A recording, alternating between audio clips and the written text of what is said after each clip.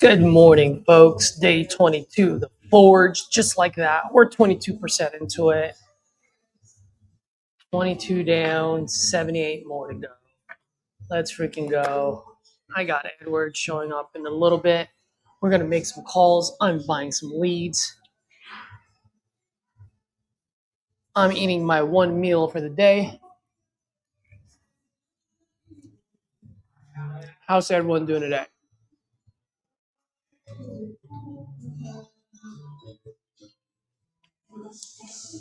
Rita, let's go, buddy. Rita, when are you going to hop on this and make some calls with me, bro? That's the question. I know you're a straight up killer, bro.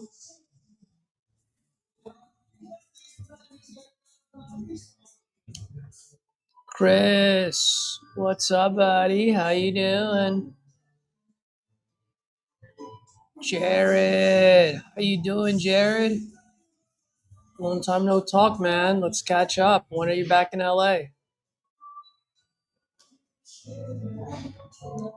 Talk to me.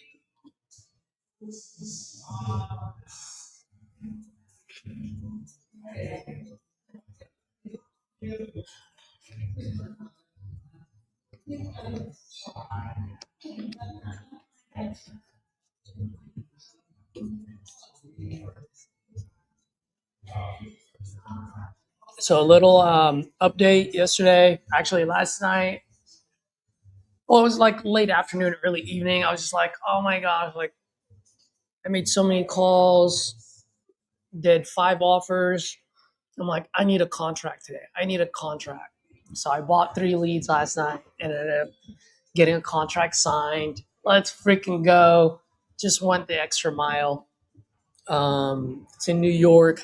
And I actually thought I wasn't going to get it because he asked for 20 and 20 made sense. ARV is about 200, like 250. And so I didn't do the kill shot. He had to get off the phone. I had to track him down an hour later. And it was just like one of those, like, man, I didn't make him fight for that 20. I don't know if I'm going to get this. But luckily I did.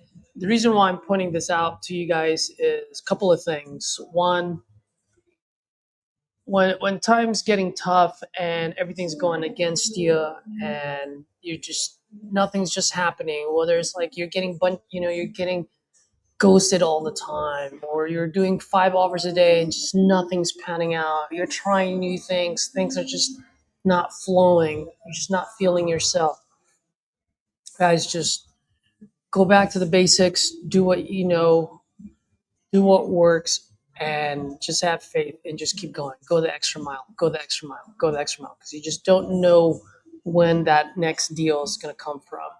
And this contract that I signed, I don't know, maybe it's a complete fucking shithole that it ain't gonna move that 20. I might need it at 5. I don't know. So at the end of the day, I wanted the momentum. It just so happened it was the right price. So got lucky there, right? But here's the thing, the more activity we do, the luckier we get. So that's why I wanted to share that with you folks. And then also too, I introduced a concept to good old Mr. Edward Luna, who's Oh up. yeah, had to get my coffee. There you go. And I don't think Edward really thought of it this way before. And so I want to introduce the concept, and I want Edward to share how he's thought about it since I introduced it to him. Was it last week, Edward? Yeah, I last think week. it's like early last week, or even I think it was actually it was Friday of the previous week, not last week, but the previous week when we just first started. Yeah, Um, yeah. and so the concept I introduced to Edward is this is something that I played with my head when I was like in a full commission job, right? Or you got to understand your sales cycle. And so once you understand the sales cycle, then you can start to predict your income. And so what I told Edward is my month doesn't start on the first. My month is about like the 15th or the 13th to the 13th, right? So what I mean by that is any deal that we lock up all the way up to today. Today is Tuesday, Mhm. and what is today? The 12th or 13th? The The 12. 12th. Mhm. So if you guys look at it, today's the 12th. We have the ability to do a quick 15, 16, 17-day close and close on it on the 29th. Mhm. So in other words, today is I would just say today or tomorrow at the absolute latest would be the last day to get paid for the month of May. Mhm. Right? Right. Today, tomorrow would be the last day. Any contracts we sign up today and tomorrow, we still have the opportunity to get paid in May. Anything after Wednesday, that just goes for June, right? Yeah. So, well, actually, before I get into why I do it, Edward, I'd love your opinion and your take on like how has it changed your mindset and has it changed anything for you? And it's only been a week and a half since I Yeah. introduced this thing to you. Yeah. I think that was a good like mind shift too, because for me it was just like, okay, just make calls, get a contract, or just focus on the next deal, and I didn't really care like when I got funded or whatever, as long as I got paid. But like looking at it this way, it does create this more like this like hungry type of mentality of like, okay, this is my deadline, and this is how many deals I need to get paid for the month. And it kind of changes a little bit. Even when you look at your leads, is like, okay, which is most likely to convert? Like, okay, which one should I pay more attention to? Which one should I follow up like more times throughout the day that's likely to close? So I've been looking at it that way, that mind shift there. And I mean, it's been working. I mean, I've been getting contracts pretty much, if not every day, every other day, and just focusing on that, like just focusing on, okay, which one's most likely to convert, right? Which one is like, okay, they are motivated, there's some sort of discount there that I could work with, and just focusing my time on that. And so yeah, I mean, I think that helped me a lot, especially just getting that like, I don't know, it's like this that mentality of like, hey, let's keep going, like get that, like I don't know, that like you're hungry for it, you know. There's a um sense of urgency. Exactly, that sense of urgency. Yep. So yeah, I Yep. like that. And I look at it today, I'm like, okay, I'm pumped today because like, okay, this is like our last day, so we better pick it up right now and get at least a few or a couple contracts today. So yeah. That's right. And you said one thing the other day too that was just like it hit it dead on the head. Is you were like, dude, there were like you told me this. You said there were leads where you would have never called, or Mhm. at least you wouldn't have called that day. And you're like, because I introduced that concept to you, you're like, oh shit, let me go call this lead. And then next thing you know, the conversation started to flow again. Like you're starting to move the lead right from the 0 yard line. I mean, you had it all the way to the 50 yard line, but you got ghosted somehow. So then now, because you're like, dude, I gotta get that because the 12th is the last day where I can get paid for May. All of Yeah. a sudden, you're just create. I don't know how else to explain it, guys, but you just end up creating momentum for yourself. And this is like how manifestation works, right? Because you have a goal, you look at it, and then your brain just starts up thinking of ways to Mhm. achieve that goal. And Exactly. that's how you manifest things. So, Yeah. Yeah. Yeah. And like I liked how you said urgency because it gets you to think like this is a deal, but maybe they haven't been answering. And you're like, okay, how can I get them to answer? How do I get creative? Because I know there's a deal there. So it's like it starts getting you thinking of like, okay, try another number or have someone call him or whatever the lead. But it does create that urgency, which gets you thinking of, okay, let me find ways to get them to pick up or just to get the deal. So yeah, it yep. does And then help. all it is just that one extra activity, that one extra creativity, right? Where you're like, oh, I'll call for my cell, or I'll have Caesar call, or I have Trisha call because I think this would work well with like a female voice, whatever it is. It's just that thought that you just never had before. All of a sudden, it enters your brain, you act on it, and all of a sudden, it happens. Yep. You know. So Yep. enough with that. I bought us some leads, Edward. let's start with those, Yeah. and then we'll buy some more as we go. Today's gonna be a good day. I can feel Oh it. yeah. Yeah. Same. Let's get it. Absolutely. I did my morning routine. I did 2 cold showers today. Oh, I'm pumped. Nice. Last night I went to Chipotle. I just have one order at Chipotle now. What I do, man, I just go there and I just get them like, give me like 4 scoops of steak or 2 scoops of steak or 2 scoops of chicken, just Yeah. all protein. And if I don't have avocado at home, I just get a side of guacamole. And I split into 2 different meals. So it was last night and this morning. So like I'm high on protein, high on fat. I just Yeah, had my cheat seeds. man. Chipotle is way to go, man. Before I got married, I used to live off of that. I used to go like eat there like twice a day. I'll spend the money, but I'll eat there like twice a day. Chipotle. Bro, one last story I'll say to everyone before we start making calls. When I used to sell insurance, it was like, gosh, right after college, like my buddy Mike, Paul, and I, like we were broke, right? Like because we were a full commission job, and so dude, Mike and I would go to Chipotle, and I would never order a burrito. I would always order a burrito bowl. And this is like when it was cheaper too, because a burrito bowl, you just get 2 sides of tortilla for like 50 cents. Or actually, there are times when they wouldn't even charge it. And so that one whole burrito bowl fits into 2 burritos. Yep. So, bro, I would order that, and that would be like, there goes my dinner, and there goes my lunch for tomorrow. Game over. It was like $10 or $15. Yeah. Yep. Yeah, that's so true. Uh, Chris got too expensive though. Let's see. Yeah, it did go up in price. Isaiah, what did you say? Caesar, do you know anyone who partners with the seller to do innovation and does the rehab and then sells it on the back end? Yes. Um, Actually, our boy Joey Dirte is putting something together right now. That is definitely what he's going to be preaching and practicing. That's what saved this business a few years ago, and he's getting right back into it. Um, Edward, you went like this. I didn't know if you wanted to comment on that. No, I know we were talking about that a while back. So Okay, cool. All right, Edward. I'm gonna go grab my coffee. I'll be right back, guys.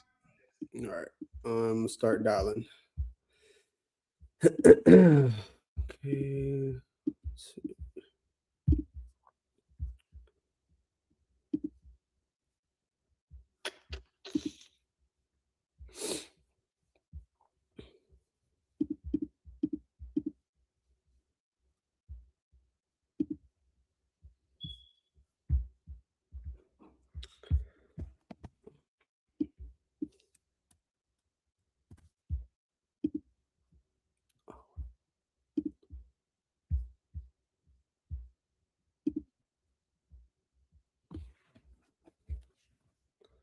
Okay. New.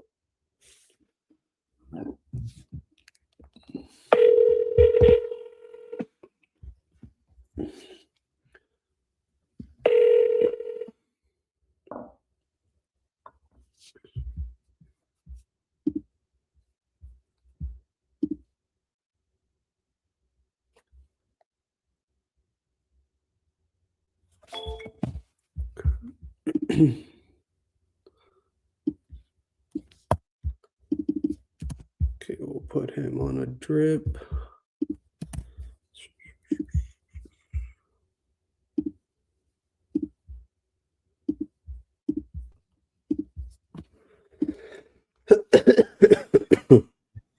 All right, you motherfuckers. Let's fucking go. Trey. You guys are going to see a different side of me today.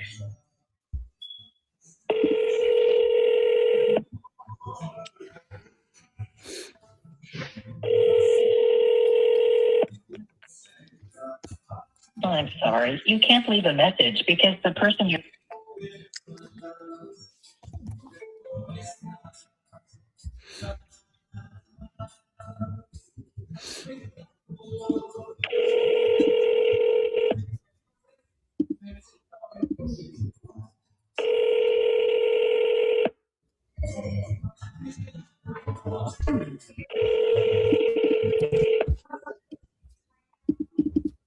I'm sorry, you can't leave a message because the person you I'm on this coffee called Black Rifle, and man, this is so good. Gets me pumped up, man. Did you say so good or so strong? Both. Oh, it's Hey, Mr. Good Mariano. Hey, Mariano. Good morning. My name is Caesar. Just calling about your property on Carthage Court out in Brownsville.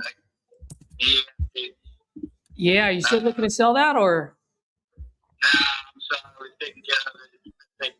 Oh, nice, man. You guys got it under contract or what? Oh, man, congratulations. I guess I'm too slow, huh?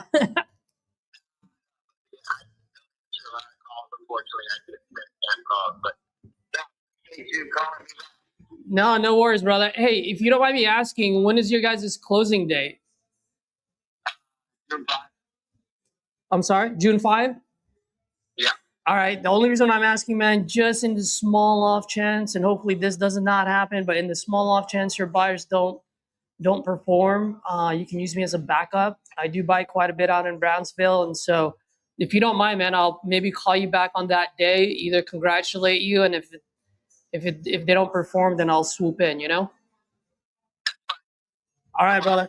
All right. You have a good one. Okay, bye. Bye.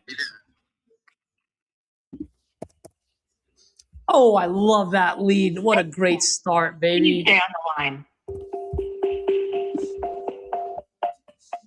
What a great start.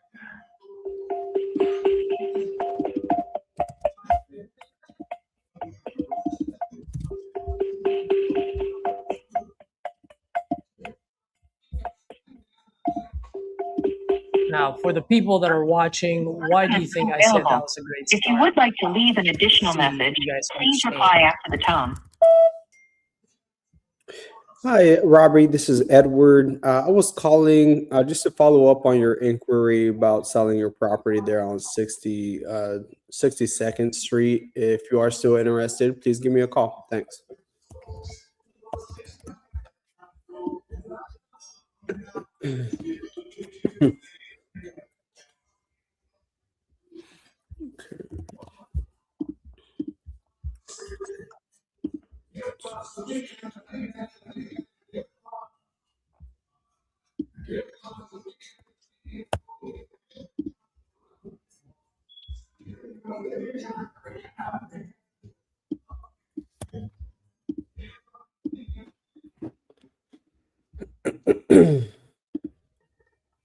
Oh, Small off chance your buyer does not perform. oh, yeah, this seller's calling me back.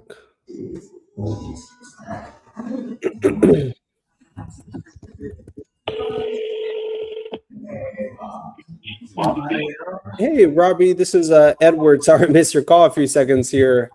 Just wanted to follow up. I believe we had received your inquiry about selling a property there on 62nd Street. Is that still something you're considering?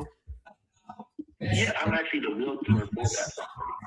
Oh, nice. Okay. And okay, so you're just listing it through like the owners, or you're the owner as well? I'm listing it for the owners. I'm long story short, I'm a double agent. I'm actually in the process of putting the property on the MLS right now. Oh, geez. Okay. Gotcha. And I guess like, what had you maybe fill out a form, or what was going on there? All right. So, what company are you with? I'm with Xavier Home. Oh, okay. Got it. So here's the deal. Long story, extremely short. Okay. Mhm. It still might be a little long, but Mhm. so I'm listing the property. My client wanted me to list the property for sale. Mhm. But because of the condition of the property, like reaching out to investors first Mhm. to see what type of interest I could spark a reference with investors. I've had 3 investors so far come out to look at the property. And so far, everybody's interested. But at this point, it's about getting the best offer on the table that we can. Right. Okay. Gotcha. Well, yeah, then I definitely would love to see how we could help your clients there. And at the same time, I'll be upfront, like obviously we're our investors as well. So definitely when we look at these properties, we do need to make sure it at least can like line up from like an investment standpoint. That being said, obviously it has to work for, your clients there as well. So I guess to see how it can like better like help here and kind of understand a little bit of what they're looking for, what they might need. What's the ideal outcome, or what are y'all like ultimately looking to accomplish, just to see how it could help? Okay. So long story short, well, I keep on saying long story short. Well, the CMA I did for the property, on the property is technically worth 66.5, but the property does need some repair, and it's because of those repairs. Like we're selling the property as is. Okay. And then you said 65,000 as like the current condition, or is it like once it's all fixed up? Once it's all fixed up. 60. Okay. Once it's all fixed up. I'm actually in the process of putting the property in the MLS. Yeah. And we agreed to list the property for 35. Okay. And I guess I know you said it needs repairs, and kind of the main reason why you're looking to kind of sell off market to an investor there. I guess like what's been the feedback as far as how much work it would need to get it to that 65,000? Okay. Yeah, I was just gonna ask, like, did you have like do you know how much it would need like to get it up to like the 65,000, or what does that look like? Okay, so I haven't had a contractor come in to look at the property yet.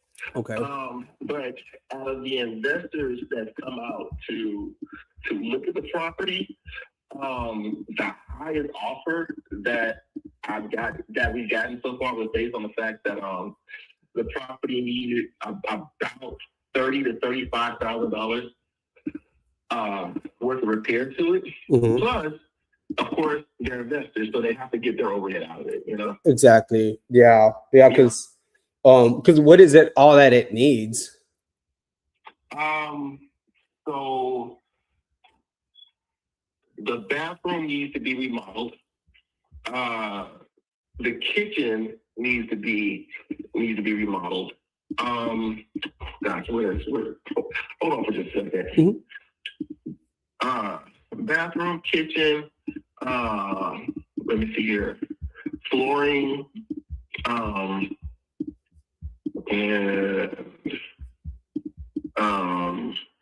because of the age of the house, some electrical, not much, but some electrical. Some electrical. Okay. And HVAC. Okay. Mm-hmm. Okay. So it needs quite a bit there. And you said roughly, which is why we're posting to investors, because most of the time investors are going to get the house anyway. Yeah. And then it probably wouldn't qualify for like, traditional financing just based off like you said electrical and like HVAC and stuff like that, right? Yeah, it's not going to qualify for an FHAR being on. Yeah. Okay. So we're looking for a cash offer. Okay. And I'm assuming, I guess, is it currently occupied or is it, you know, empty right now as far as like the property goes? We currently is unoccupied. Okay. My client lives out of town, so, Mm-hmm. and my client lives out of town and they inherited this property, but the title claim. Okay. Because right now, I mean, this is something I could potentially be interested in. There's a couple options I could think of. Just kind of looking at it two ways here. Other way I could do is, I mean, we do have a group of investors that we do work with out there, and they could potentially be interested in something like that. And that's why I'm also trying to look at here if it's something that we would be interested as well. If not, then we could definitely market to our investors that would be open to something like this. Typically, I mean, we could probably get you feedback within like less than 7 days, which wouldn't be long before y'all list it. Like, when were y'all planning to list, like, on the market? Oh, today? Yep. Oh, okay. Why is it? Okay. My client signed the contract over the weekend, and I'm putting everything together. I just finished putting everything together to list in the MLS. Okay. And I guess for your clients, I guess like the speed and convenience is a little bit like they just want to get done with it, I guess, sooner rather than later. Yeah. Okay. Yeah. I guess you can get an offer that's acceptable. Right. And I guess like if I could help here, like let's say if it's okay, like if we could hold it off maybe like less than 7 days, and I could because like I said, it's something I could work with. I could also like I said, we do have a group of investors that we work with that I think could be interested in this as well, and we could take a look at it for ourselves also. And we could obviously give you, you know, the feedback within less than 7 days without you obviously having to list it. And I mean, we wouldn't mind, you know, paying your commissions there as well. And obviously we'll pay all the closing costs. That being said, just based on what you're describing, if it needs that amount of work, and based on what it could potentially go for, like if, let's say, if we're able to get it done where it's net to the seller, like between, let's say, 25 to like 30, I mean, do you feel like that's something that would kind of help your client there to move on from there and not kind of deal with it? Sounds like something they would rather. Actually, an offer in between that range would be perfect. Okay, because I can tell you this though. I can tell you this. So far, the highest offer I've gotten on the property is 16. Mm-hmm. Okay. So if you came in anywhere between, say 22 to 28, would be great. Okay. Because like I said, based on what you're telling me, I think I could make something work. If it's not for us, I could still market it within like I said, like within 7 days to like our investors that we've already worked with, that we've already established relationship with. And I think it's something that they would pick up. Obviously, if you just give us like, you know, maybe a little bit like about 7 days, just to give you that feedback at least. And then if it's something that we can move forward, then let's get it done. And obviously we don't have to list it, and we could still cover your commissions there. And at least you'll have feedback before the 7 days. You know what I mean? Because I mean, I think it does have potential that something we would be interested in. So if it's something that y'all would be open to, I could, you know, make something work there, where we could see if we can move forward with. Mm-hmm. Well, you what? In that case, hold on for just a second. Okay. Be right back. So I can get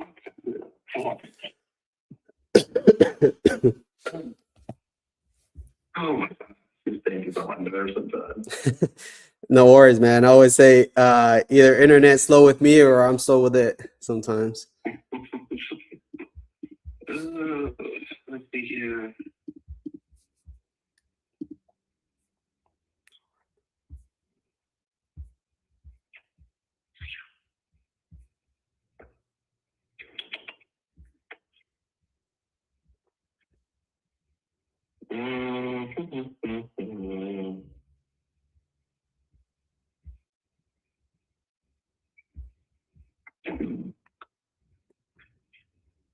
Give me a second.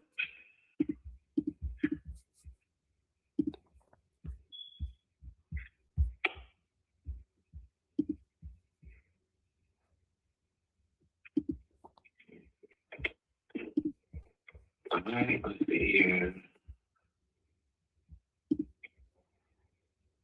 Okay. What company is this? Xavier Buys Homes.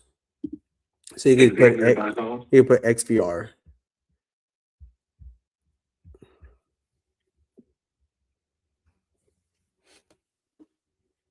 Yeah. Yeah, and like the way our process works too, like if you, just so you have an idea, if it's something like y'all do want to move forward with, I don't at least mind drawing up an agreement for us to review, and then once that's completed, we would still want to coordinate with you guys, just to do a couple walkthroughs is all, just to verify the condition based on pretty much what you told me it is, just to make sure everything checks out, and if everything looks good, then obviously we would just move forward from there.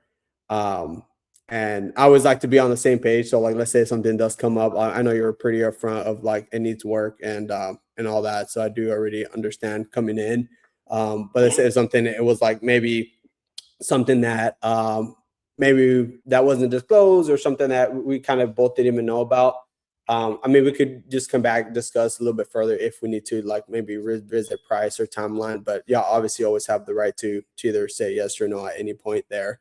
But yeah, if it's something that I want to move forward with, like I said, I could at least drop the agreement on there. That way it gives me the ability to be able to, start at least our due diligence, and also we could market it to our group of investors that we've already have worked with.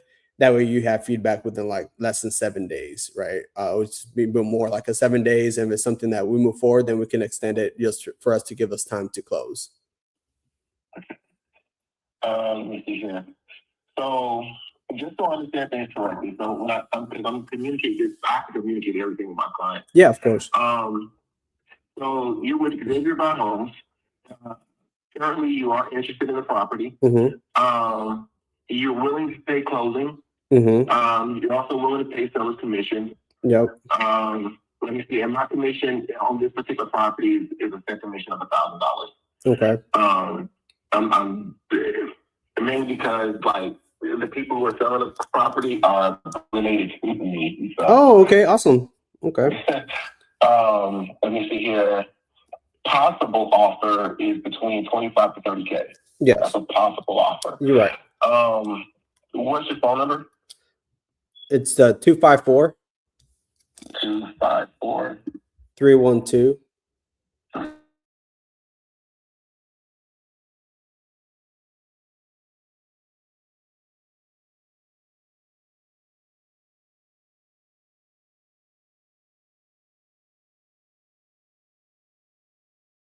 You would like for me to hold off on posting the property on the MLS for 7 days. Is that it? Yeah, it'll be just 7 days as long just so we could get quick feedback from our like I said, group of investors. If it's something we'll market to and see if they're interested, and like I said, we would also want to see if it's something we want to move forward to, and then at least you have feedback within that time frame before even listing it and we could potentially get this done before then. Okay. When would y'all like to come out and view the property? Yeah. So once we do have like an agreement in place, we would want to typically do that within like I said, within that time frame of the 7 days. So yeah. And what would the agreement consist of? The agreement would just consist of, I would just say like a 7-day like due diligence. That'll be just the part there where we do our walkthroughs, and we could also just market to our investors so we could get feedback pretty quickly. And then from there we can move forward. And then after that, if it's something that, we're able to move forward with, and once you have feedback, we could probably close within like on or before like 30 days. I mean, if you said title's clear, I'm sure we could probably get it done sooner. Okay. So so I'm assuming you're going to send me the agreement? Yeah, we can send you an agreement. Or if so like we can still send you the agreement as well. Yeah, so do me a favor, email me the agreement. Okay. And I'll have to sign it back.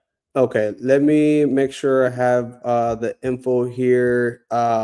Your email is your first name, last name at kw.com. Yep. Okay. then I could definitely send that here shortly. And then if you have any questions, I mean, give me a call and we could definitely go over it. All right. Well, I'm going to go ahead and communicate things with my client now. Mm-hmm. And I'm going to see what they say. And but go ahead and send me that agreement. And after I talk with them, I will be giving you a call back. Yeah, sounds good. I appreciate it, Robbie. All right. Thank you. I appreciate it. Yep. What was your name again? Edward. Yeah, Edward Luna. You call me Ed, Eddie, or Ed. Okay. All right. Ed, Eddie. That's cool. There you go. All right. Thanks, Edward. I appreciate it, man. All right. Bye. Let's go, Edward. Yeah, I just figured. Hey, I don't know if you're. Am I on your AirPods or I just didn't want to speak because I didn't want them to hear me. No, I just mute my computer. I don't have it. I just mute it, so you can still hear me, but I can hear you either way. Okay, cool. No, great call, man. Probably under other agreements, you might want to put buyer pays not closing costs. Commission. I mean, it's just 1,000. Seller commission up to $1,000. Yeah. Okay. So that just gives us ability to negotiate if we have to, if it's lower. But I mean, yeah. That was my only concern. He said he did say the highest thing he said was like 18 or something like that. But I see another one, dude. Which one is this one? This one's a Robbie, the 62 in 62th Street, Fairfield. The name is Robbie? Yeah. Come on, see it. Because I see. Oh, Robbie. I got it. Yeah. Look it up right now.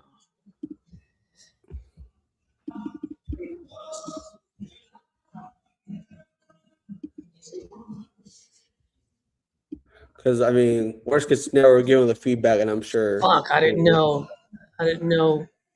who you were talking to. I wish you had.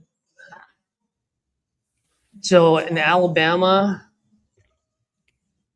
typically we need that like 20, because I use a guy, he's like my VIP wholesaler over there. Mm-hmm. He gets me he gets me buyers like within 2 days.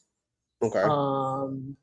He just wants to make 5K. So usually the most I will lock up a deal in Alabama is like 20K. So I sign it over to him at 25, and then he signs it to his buyers 30. Okay. So what he said 22 to 25, right? Yeah. I mean, worst case scenario, I mean, I'll give him all the feedback, and then maybe we renegotiate down anyways. Yeah. Yep. And still. Just go ahead and send it over if you want. Yeah. 2-1.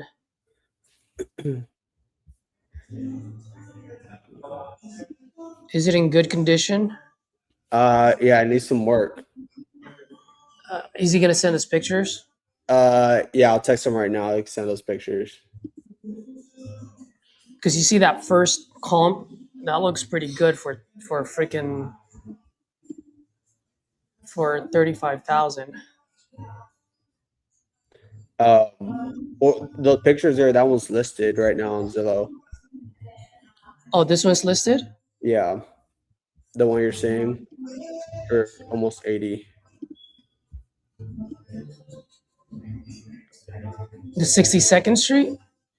Yeah. Yeah, you open it up, put on Zillow.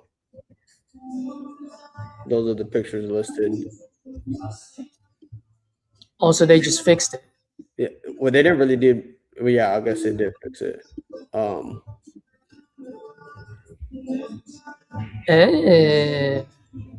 then the one below it, 37. That one wasn't like finished, needed work. So they bought it for 35. Mm-hmm. And then even the one below it too. There's another one for 37. That one wasn't fixed up. Let's go, dude. Send it over. Yep. So I'm doing it right now. Just send it over for 22. Okay. Well, what do you? Well, I don't know. Like, what did you I was guys gonna discuss? put 25 because I did give him that range there, and I told him I All was right, gonna that's give him fine. that. That's fine. And That's then, fine. Then just give him 25, and then yeah.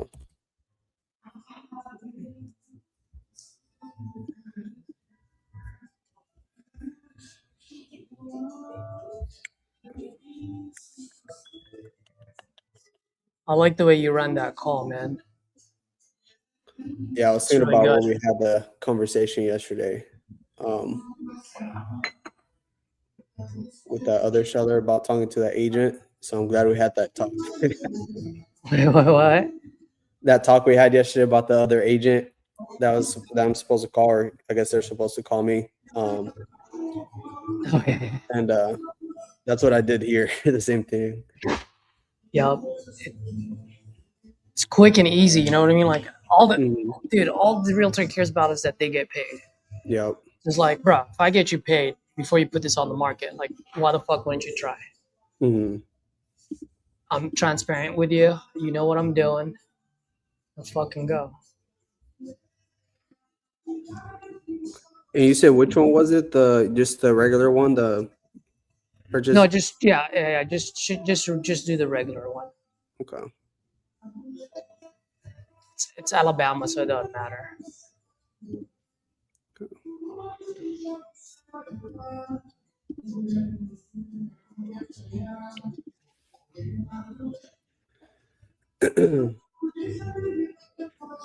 So how would it work if he, like, for the party sellers, wouldn't have Say to that put, again. like, for like the seller wouldn't have to put the actual seller's name under the deed, or would I Yeah, need? you would have to. Yeah.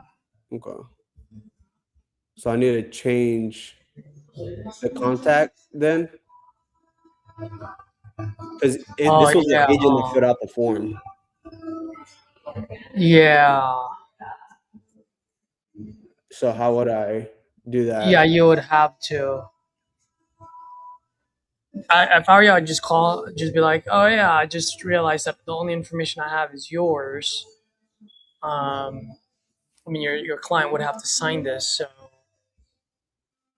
Okay. So what what I email just had, should I is send there a it way where to? we could send it to the sellers and CC him too, like on this Yeah. agreement? Okay. Yep. Okay, let's do it.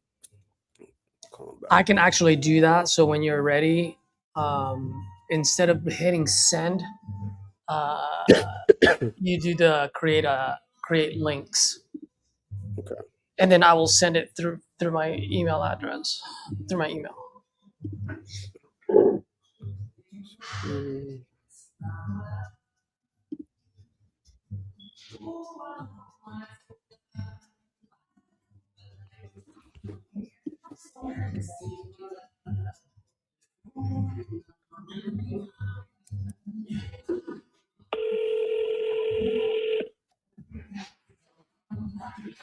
Robbie speaking. Hey, Robbie, it's Ed here. Real quick, because I was gonna send over the agreement right now, but I realized I only have your information there. So I don't have like the seller's info there. Is there a way where I could get that and then I could just CC you on everything there? Let me see here.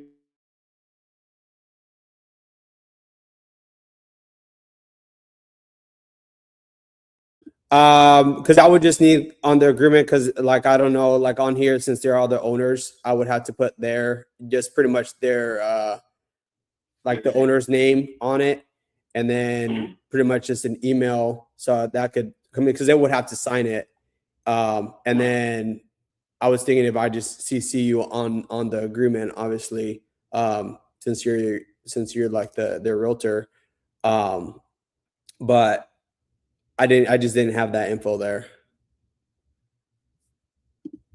because I see.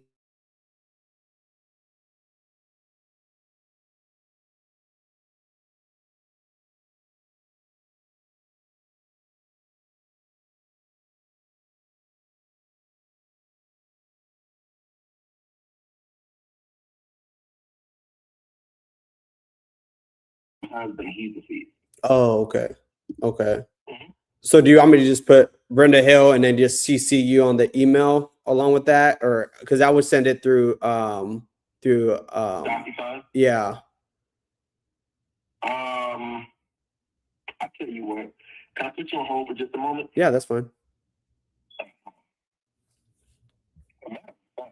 Hold on for just a second. Let me do this. Hey, Bud. Yes, sir. Hey, Edward. Hey. Hey. All right. So, Tobias? Yeah. All right. So, here's the deal. What Edward is the representative from Xavier by home. Okay. Yeah. And the agreement that I was telling you about, giving them 7 days to do their due diligence and record to the property before the property actually hits the MLS. You know what I'm saying? The agreement is something that Edward wants to send me. Now, Edward wants to send it. Of course, he has to send it to the actual buyer of the property, but he'll CC me on it. I just want to make sure it's okay for me to give that information out to him. If not, then I will let him know to send it directly to me. Don't, send it directly to me, and I'll give him the information that he would need to complete the agreement on his end. But I'm assuming, Edward, you're sending it via DocuSign, correct? Right. Yeah. Okay. Yeah, electronic signature. So, but if I'm not mistaken, the only information he would need would be the owner's name and email address. Is that correct, Edward? Yes. Well, I just need the email address so I can send it to, because the owner of the property would need to sign. But obviously I would CC you as the realtor as well. Okay. So Tobias, I'm just checking with you to make sure I have your permission to give out that information to him in those documents immediately. Yeah.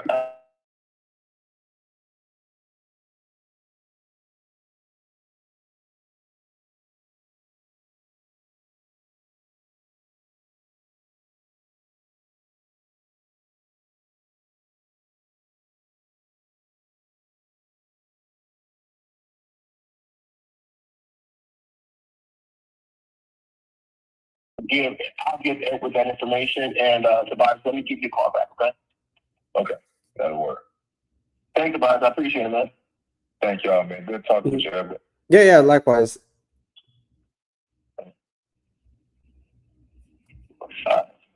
Hey, Tobias, that's Tobias, but hey, Edward. Yeah. Okay. Okay. The owner's name is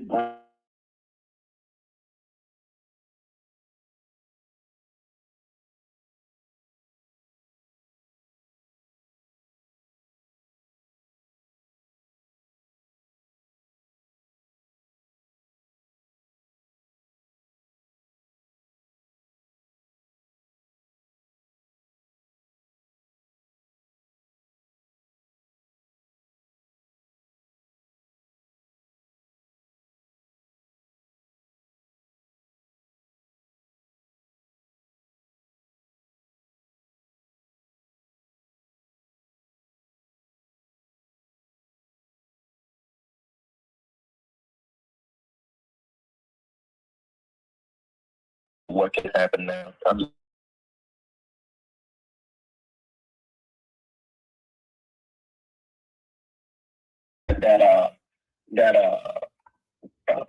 That agreement, right?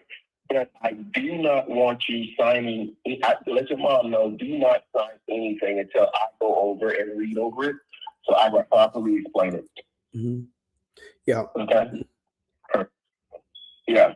So we'll schedule a time today for me, you, and Ms. Hill to go over that, so we can send it back to him. Okay. That's, of course, if you agree to it. That's if mom agrees to it. Right. Perfect. So let me see who they are.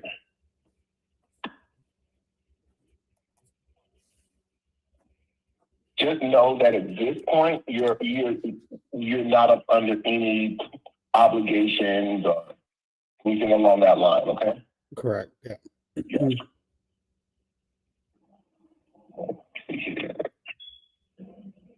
And Edward, you have my email address already, correct? Yes, you did input it here in our form. Yeah. Okay, good deal.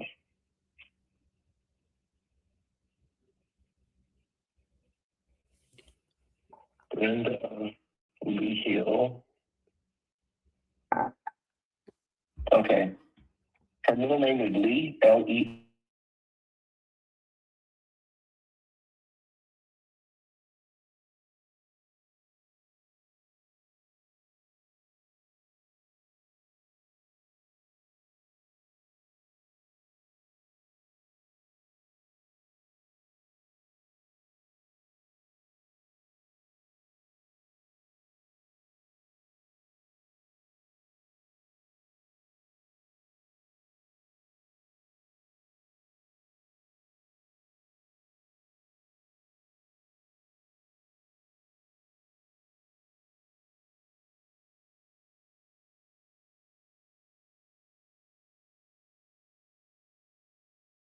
Send that over, CC you on it, and then that way you have time to go over it with your clients. And again, if you have any questions or anything, feel free to give me a call. Okay. Okay. And I'll put on there as well where we'll be covering, obviously your commission and all that. All right, good deal. Awesome. Well, hey, I appreciate that, Robbie, and I'll send it to you here in a few minutes. All right, thank you. I appreciate it. Yes, sir. Bye. All right. Send that.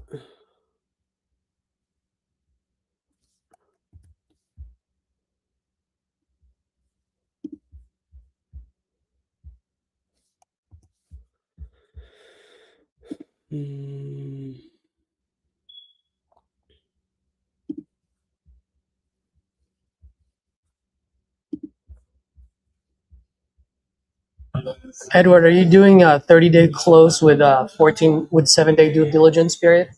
Yeah. Okay.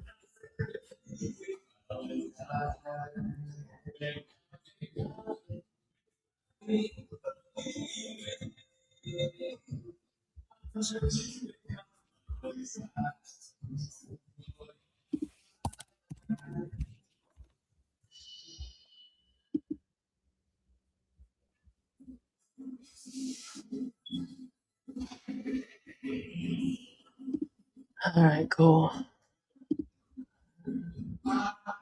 His name is Robbie, right? Yeah. So do you want me to just put the seller's name on the contact and I just put the agent's information on the notes there? So when I send out the contract, I'll just have the seller's name and then we can just CC the agent. No. Here, I'll just do it for you. Okay. Yeah, I'll send you the info.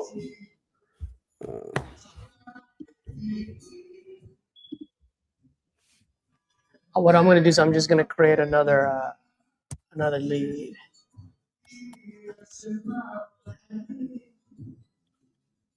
No. Actually, do this because this is going to happen again in the future. So this would be a good practice for you. So you have all of their information, right? Yep. Okay. So just open the contract like you usually do. Okay. Right. Put the address on the title, and then where it says contact's name. So on the side where you can add contacts. Yeah. Let's see. So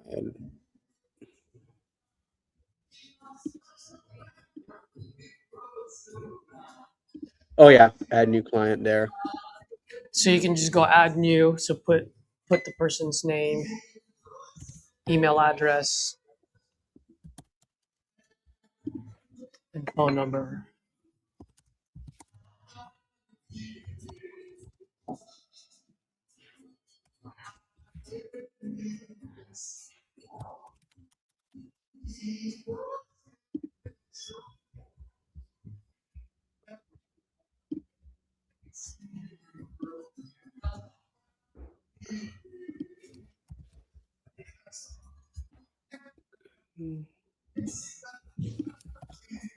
Address on here.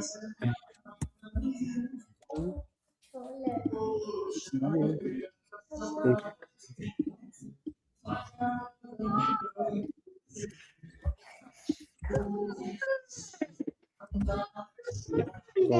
Don't call me. Good morning. Okay. So,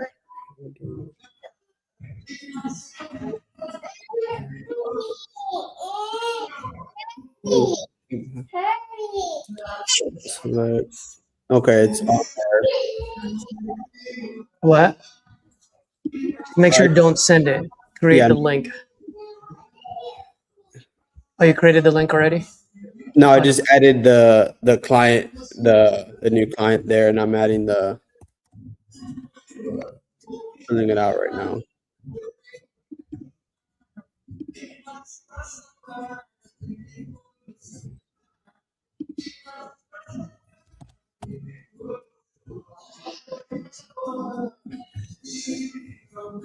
Once you get into the contract, why don't you you can share the screen, just don't put the address on the title yet.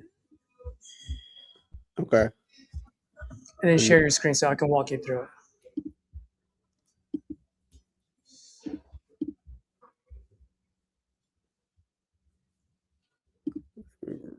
I don't think it would show any private information. No.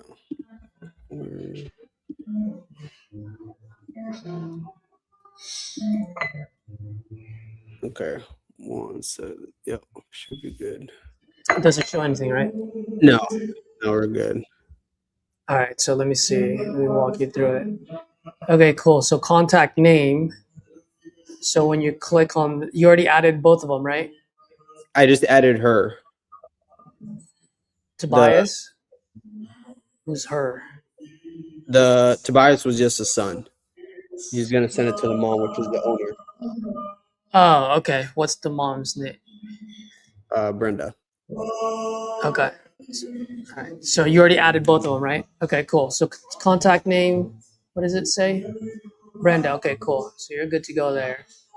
So full address should be there. Mhm. Company name. Did you put the legal description in the company name already? Yes. Cool. 30 days to execution. Okay, cool. Yep. CBD. Okay, are we? Oh yeah. What's access going to be like? Did you ask? Is it vacant? Yeah, it's vacant. Assuming it has a lockbox. I'll get that. He does have a lockbox. I will have to ask him on there. Okay, so why don't you just create another checkbox and then you can duplicate it and then put it on the top. That's what it says or and or anyway, so you can choose between the two. All right, and then other agreements. That's where I would just put buyer pays seller's agent commission up to $1,000.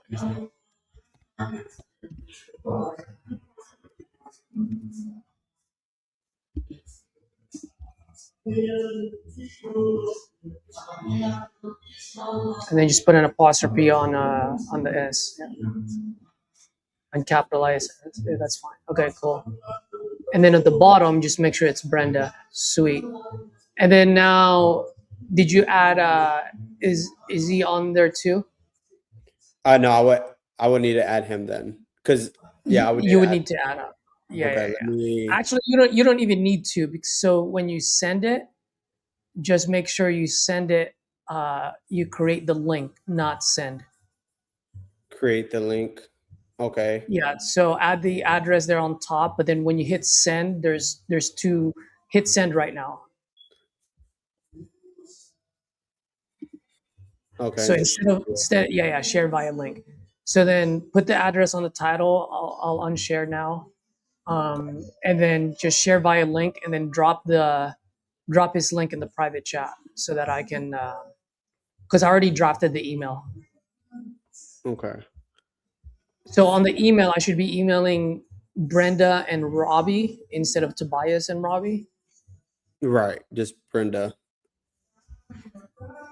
Okay, so hi Brenda and Robbie.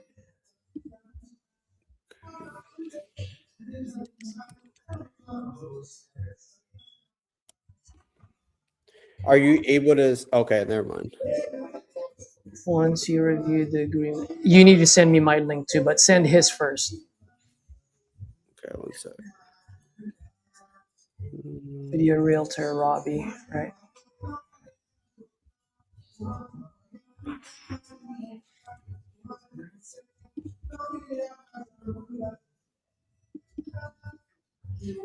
Once you review the agreement with your realtor.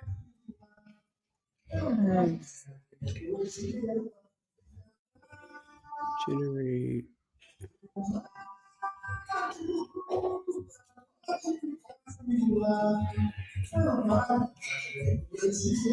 I will have to generate link, right? But if I Generate just link. send it, Huh? if I generate it, it will send it out the links. No. Just generate the link and then copy the link and paste it onto the private chat. Okay, but it won't send it, right? I think. It won't. It won't. I'm gonna send it. That's why I need the link Okay, generate link. because I'm gonna hyperlink it to my email. Oh, okay. Yeah. And when I send it, I'm gonna email Brenda and CC Okay. I Robbie. just put it in the Private chat. private chat there for you if you're able to review it, just to make sure it's good. This is hers, right? Not mine. No, this one is mine. Yeah. That's fine. I'll sign it. Now send me hers.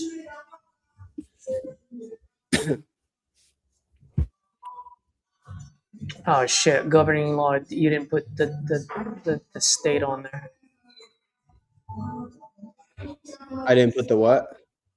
You didn't put the state nor the legal description. Oh, because I didn't. I created the new. Yeah.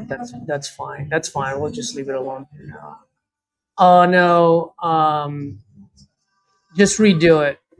Okay. Here, I'm gonna cancel it. Decline document. I'm just gonna put typo. Update. Need to. Okay. I'm just gonna go ahead and decline it. Oh, I can't decline it. So you need to decline it.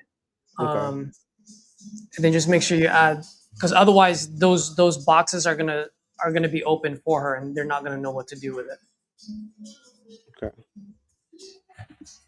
My bad, dude.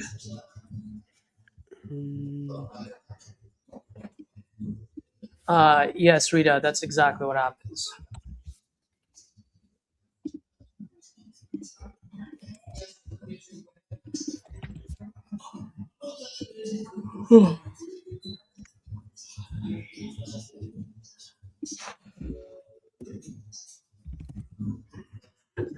Look at that, dude. On contract already, and we've only been on for an hour? Let's go, baby. Heck yeah.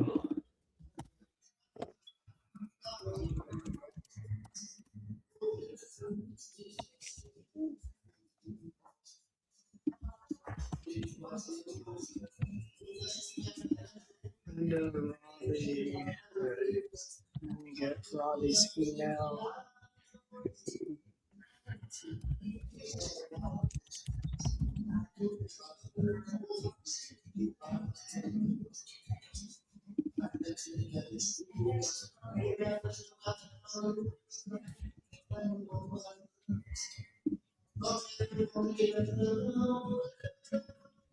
Is there a way where they could put their phone number? Because I didn't get her phone number. Or where we with the agent? Just put his number for now. Okay. We can always just change it later.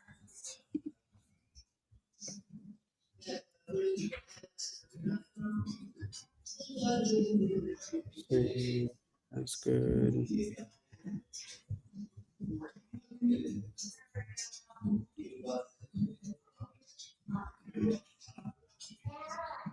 And since you're adding all two of them on there, like you can for the phone number, you can choose his number in there.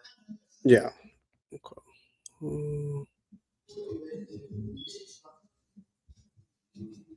Or if you want, you can just to make it safe, just add it. Like just type it in yourself.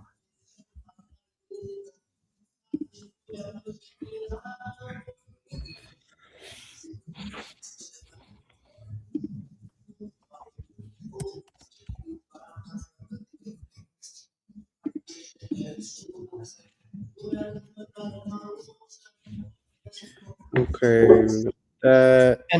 And I'm gonna BCC you on it too. Okay. Let me.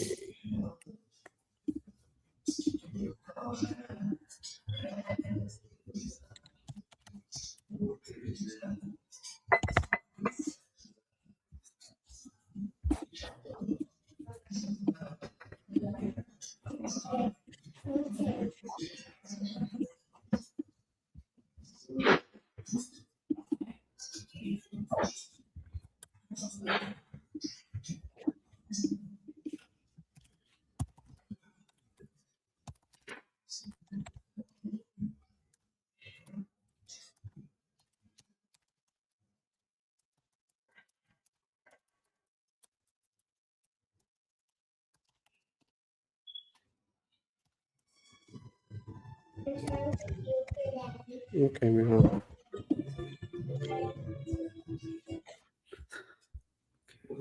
Check.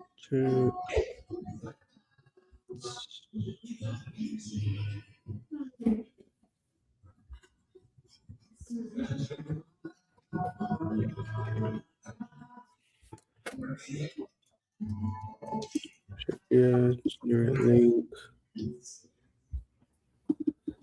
Okay, I just sent you her link. Try that.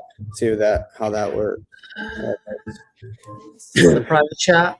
All right, Yep. this is the new Should one. have everything on there. All right, let's see. That's 5. I want to look. It's 512.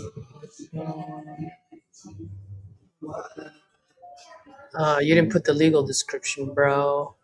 Yeah, on business, on the business name, right? The lot.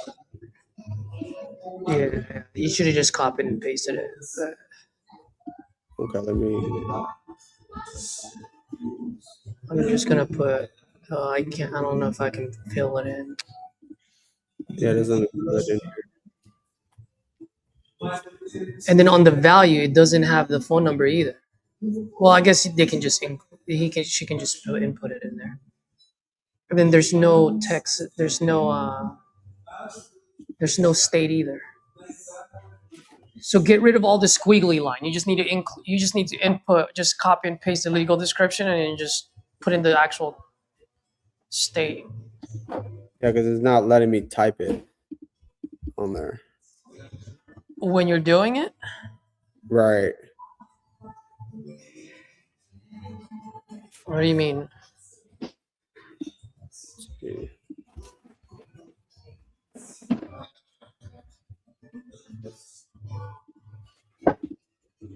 Or if you want, just decline it. I can do it. Oh shit, you already sent it. I didn't send it. Did I? Oh no. What is this? Looks like you're looking to sell. Oh no. Okay, here's. No. You didn't send it, but it sent the email for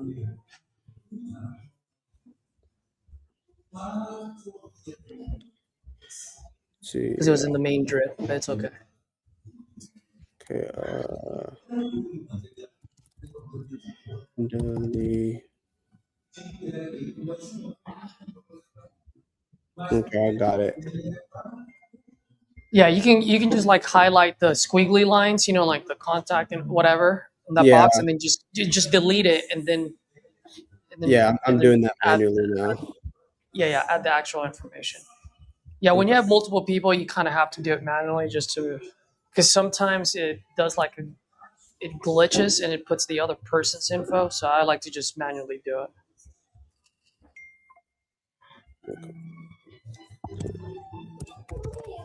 Okay.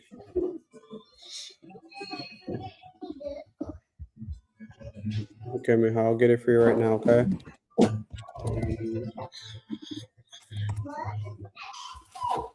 Edward, I gotta use the restroom. I'll be right back. Okay.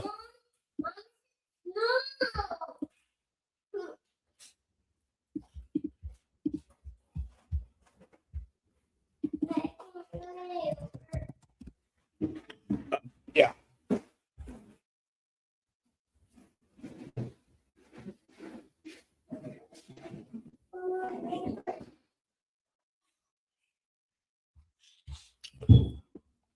All right.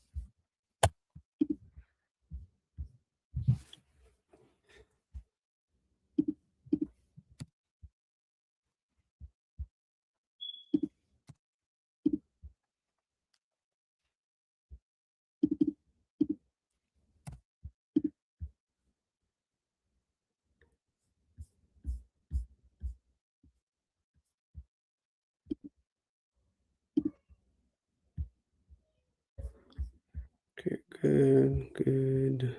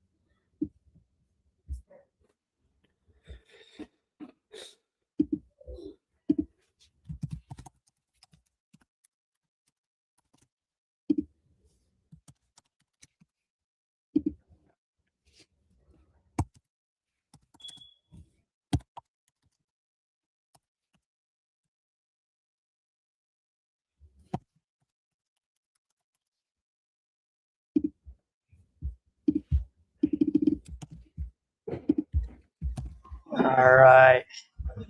How we doing, Edward? Yeah, we got it. I'm about to put the link here.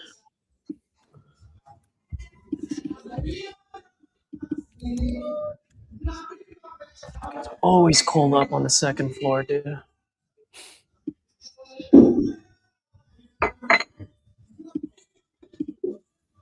Hey, buddy, how you doing? That's okay. Okay. He just likes my energy. Yeah. Yes. Why not? I match him today. I said I'm matching him today. Yeah. All right. There it is. Is that mine or is that hers? That's hers. All right. Let's see. Fair. Boom, boom, boom.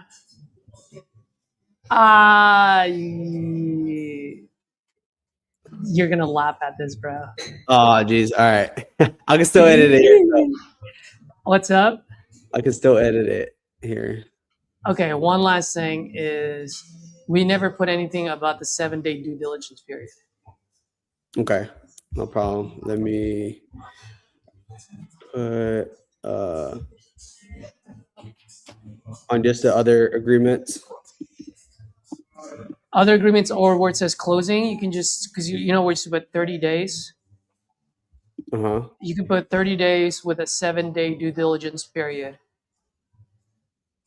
from date of execution of this contract. That would be the best way to go about it. Oh, so I will have to So decline it, right? Again. you would probably have to, yeah. Mm. It's all right. It's not getting sent to them, so Okay, so his mark has declined. yeah, just say last typo. Just in case it got sent to them, just put last typo updating.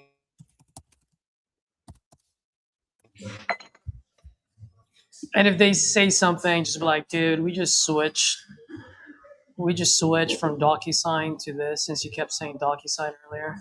Mm-hmm. Where to? Yep. So just make sure you manually put all the things again, and then just 30 days with 7-day due diligence period, and then it should just the rest of that sentence from date of execution of this contract. Okay. Sorry, I didn't spot that earlier. I should have spotted it. Okay, let's see here.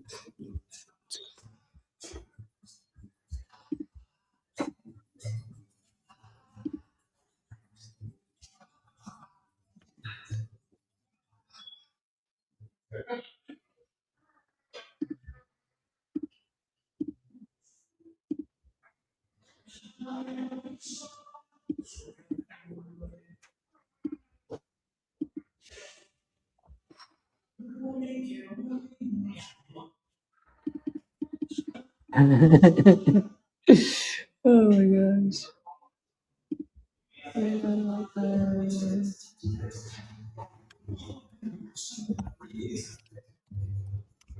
We have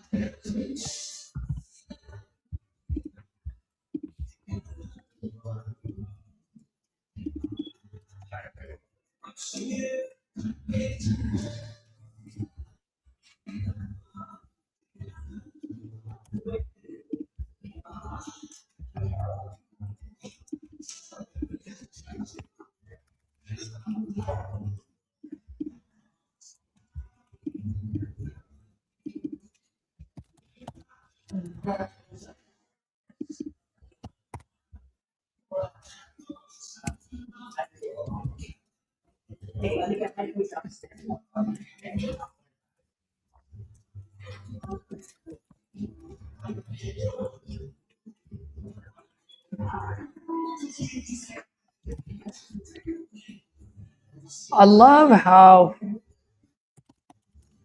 one of the principles in the Forge is to move with no emotions. I just caught myself getting pissed off. I'm glad that I have that principle now. Mm-hmm. But PPC, just listen to this. PPC came in last night. I've been trying to reach out, right? And she said, if you're not offering more than $109,000, don't bother.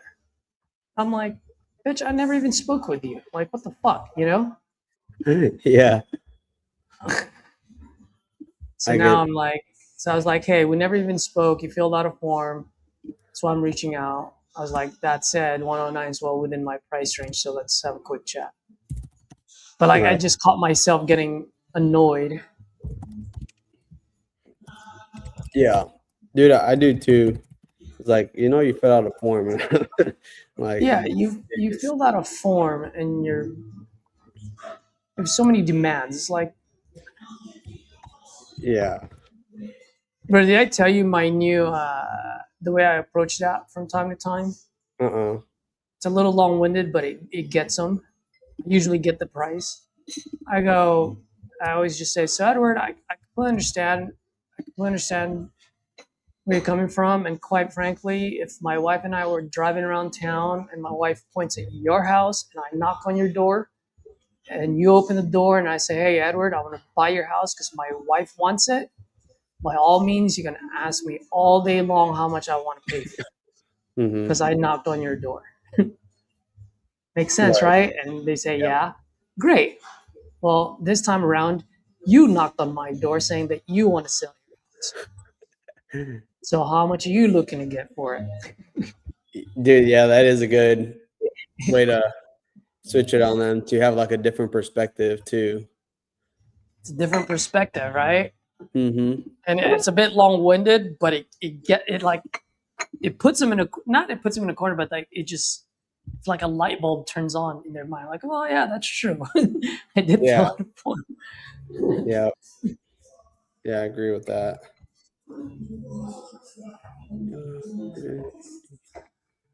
Okay, I'm double checking it before I send it to you. Yeah. So make sure all the address, the state is in the state. Yep. Other agreements would say that we pay the seller's commission, Higher pay sellers. seller's agent commission up to $1,000. And then we have 30 days closing date, 30 days with 7-day due diligence period from date of execution of this contract. Boom. And then we got price, legal description, address, name, all the dates. Oh, and then on the phone number, just for now, just put the agent's phone number. Agents. Okay. For because just so that's one less thing for her to do. Okay. Just in case she's on her own and she's an elderly and she's like, I don't know how to put my phone number in there. Yeah. Let's just create less friction.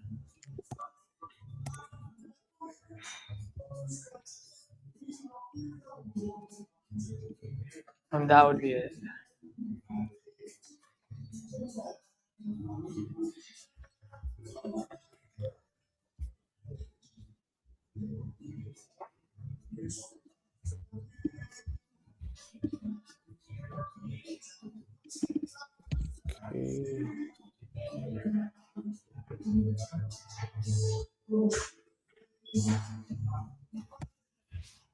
All right, there you go. Right there. Let's fucking go, baby. Jeez, I remember my first time sending a contract. Exactly, bro. With a 7-day due diligence period, date of execution of this contract, boom, boom, boom, expectation, boom, boom, boom, by Alabama, da da da da, boom, boom, boom, dude, perfect. So then now, We just add the agents. no, can you send me my link so I can sign it? Okay.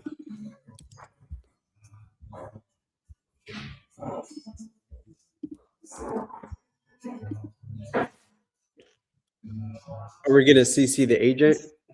Yeah, I'm CCing him right now, Okay. and you're gonna see it. Okay. And then what I'm gonna do is this mine? Yeah. Because what I'm gonna do is I'm gonna go ahead and attach the thing to the PDF, so just in case he can't open it, he can at least view it. Okay.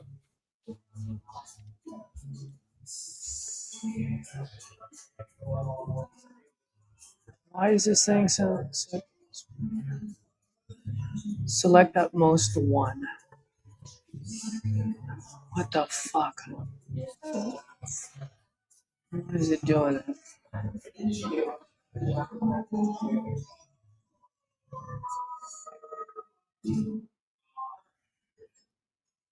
All right, download PDF. Download.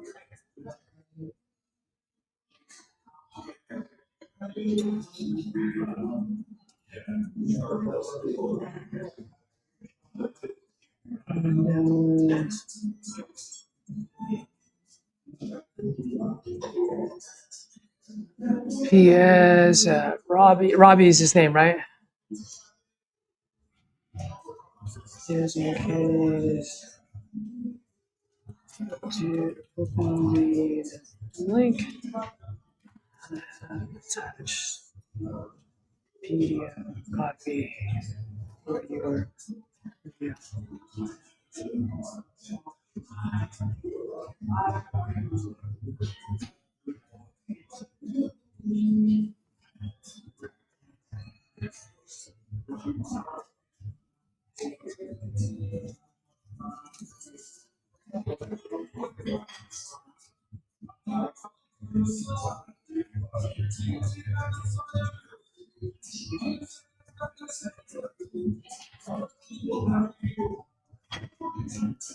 All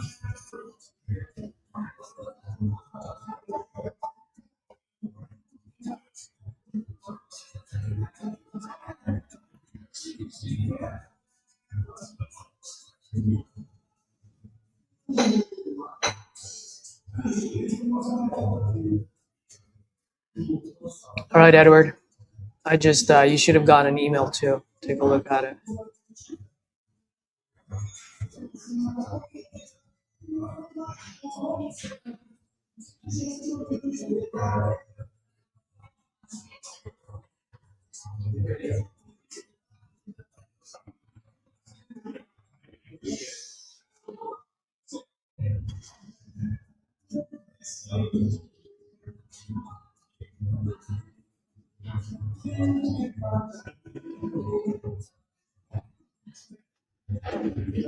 You're muted, by the way. I don't know if you know. My bad, I didn't know. Okay, cool. I'll let him know. So you can let him know that. Yep. All right, bro. I'm gonna start calling. Yeah.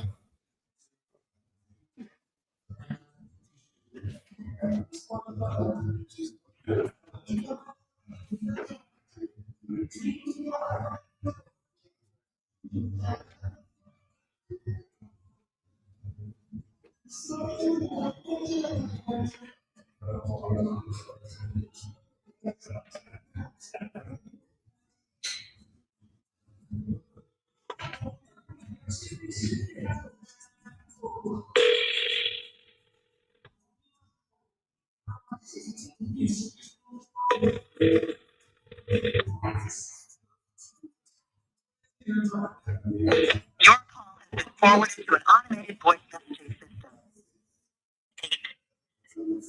851-205-6-9 is not available. At the tone, please record your message. When you finish recording, you may hang up or press 1 for more options. To leave a callback number. Hey, Joyce, Caesar here. Just responded to your text message about your property on Southwest 93rd. Give me a call when you get this. Let's have a quick chat. See if we can make something happen for you. Okay, bye.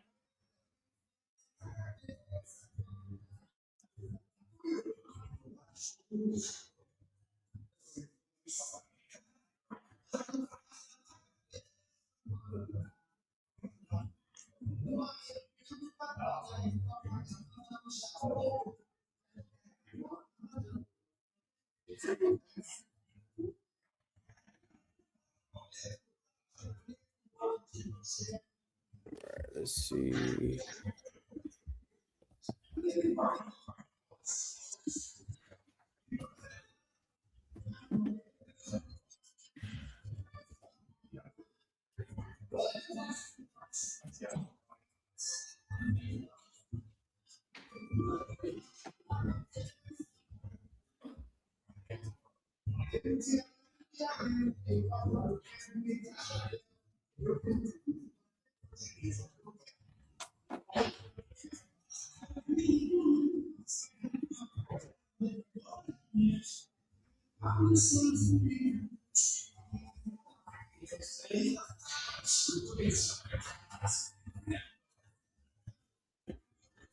Okay.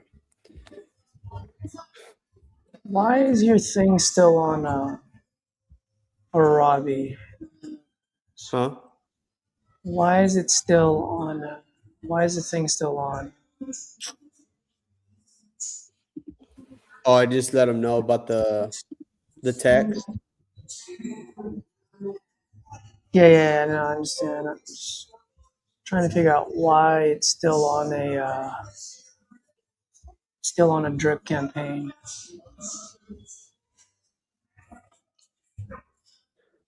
I think because it was at first attempt. So once I saw it, I just changed it. I need to put that. Change it to contract sent. Yeah, that's what I'm about to do right now. I Oh, just it spoke says to him. workflows. Oh, you see where it's under actions, Uh-huh. and then see where you see opportunities right under it. It says workflows. Do you see that? Yeah. See it. So click on that arrow, workflows, Yeah, I got it. and then you see how it says active workflows. Yeah. Just exit that, that one. Okay. So that, and then it'll just go to past workflows. Okay. Yeah, it's You should done have, already.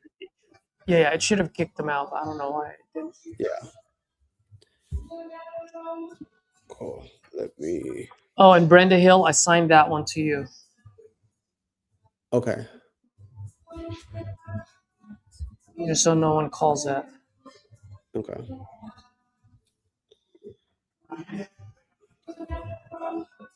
I'm free in 2 hours, so 11 o'clock.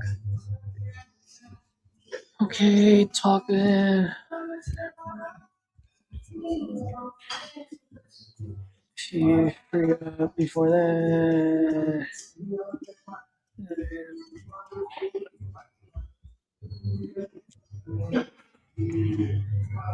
Okay. This one just responded to my text, so I'll call him.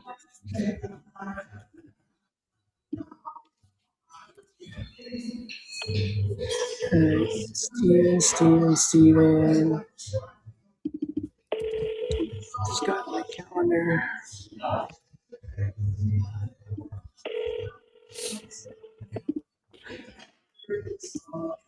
I'm sorry. You can't leave a message.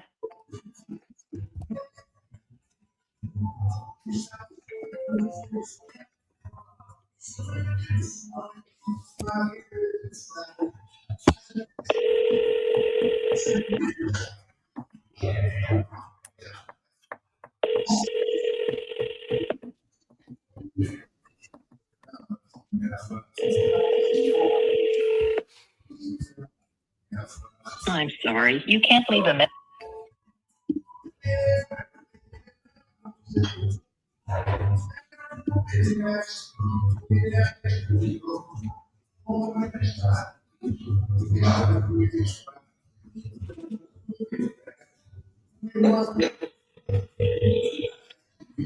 Your call has been forwarded to voicemail.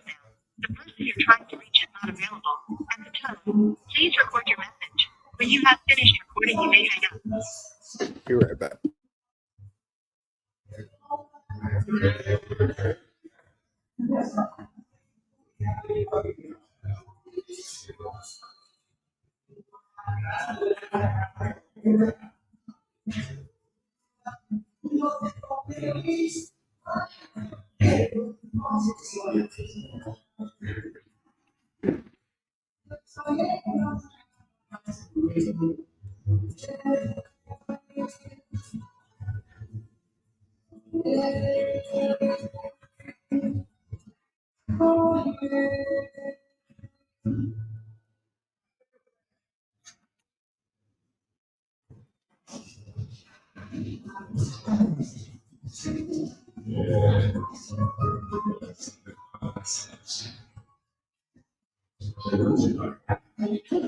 Jeff.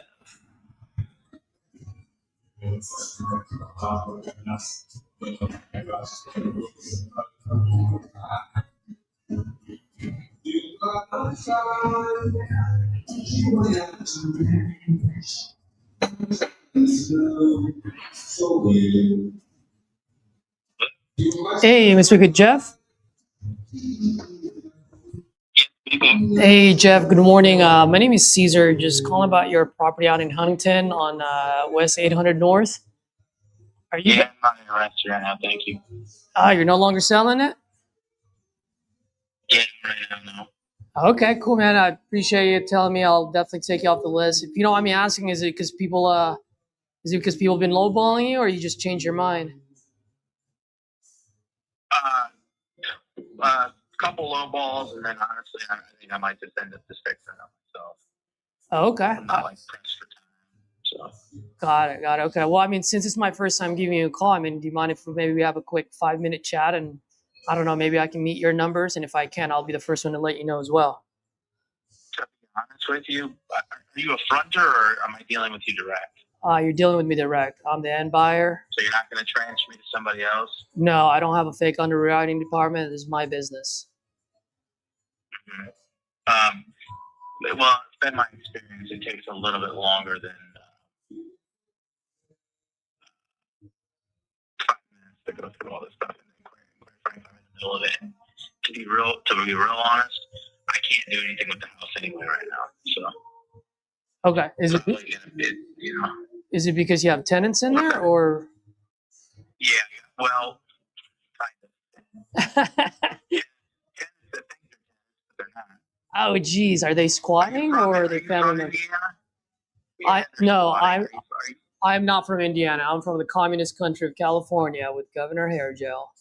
Man, they got weird fucking protection laws here against squatters. It's the stupidest shit I ever heard. Oh man, well, I mean, I know all about it. I'm in California, so we got the So same. anyway, I thought I was going to redo it, and then I thought, well, now maybe I'll just flip it real quick, and then anyway, it's not going to work.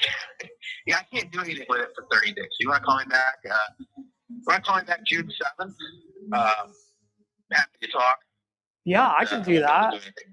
And also, just to let you know, I'm more than happy to do that.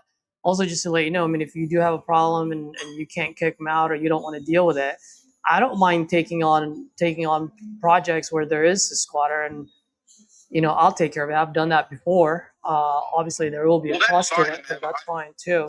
Well, I've already filed the eviction process. I mean, I assume you're going to want to send somebody out, walk through it, and all that. Oh, absolutely. I will definitely do that. But I usually don't do that unless we have I can't get in the house. That's the problem. Yeah. No, I understand. All I'm saying is I'll definitely reach out to you. It's worthless for us to talk and come to a purchase agreement, and then have you turn around and say somebody will be out in 48 hours to do a walkthrough. Well, the problem is they can't do a walkthrough, so it's kind of pointless to go through it. Oh yeah, no, I understand. That's what I'm saying. I'll reach out to you on the 7th. What I was trying to say is that if, let's say, around the 7th, and this thing is getting, they're dragging their feet and it's going to take longer, or you don't want to deal with it, I don't mind buying it sight unseen, and I'll take it with the squatters in there. Like that's an option too. Is all I'm saying. Do we have to go to that? No, but if you need to, we can discuss that as well. Well, yeah, it's going to be much lower if you have to go through with that.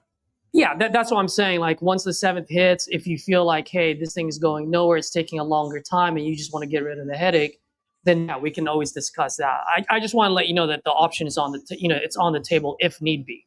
Sure, I understood. I guess then, just to get the upfront stuff done, what all info are you trying to collect?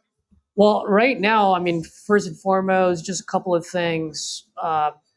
One, how much are you looking to get for it? And then 2, like, what's the situation? How long has the tenant's been there? Like anything you can give me just so that I can get a rough idea.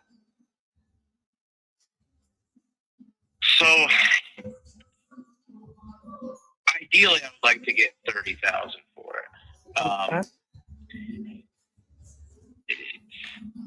There's some wiggle room there. I don't really, it is what it is, right? Mm-hmm. But the person that's in it used to live in it. Okay. And they moved in with their boyfriend. They moved in with their boyfriend that lives like up the road. Uh-huh. And they basically were using the house as a storage unit while they weren't paying their bill. Oh, geez. So they just have all their belongings in the house, right? Uh-huh. And they have the keys to the locks and stuff. And anyway, so I can't go in the house. The sheriff will not let me in the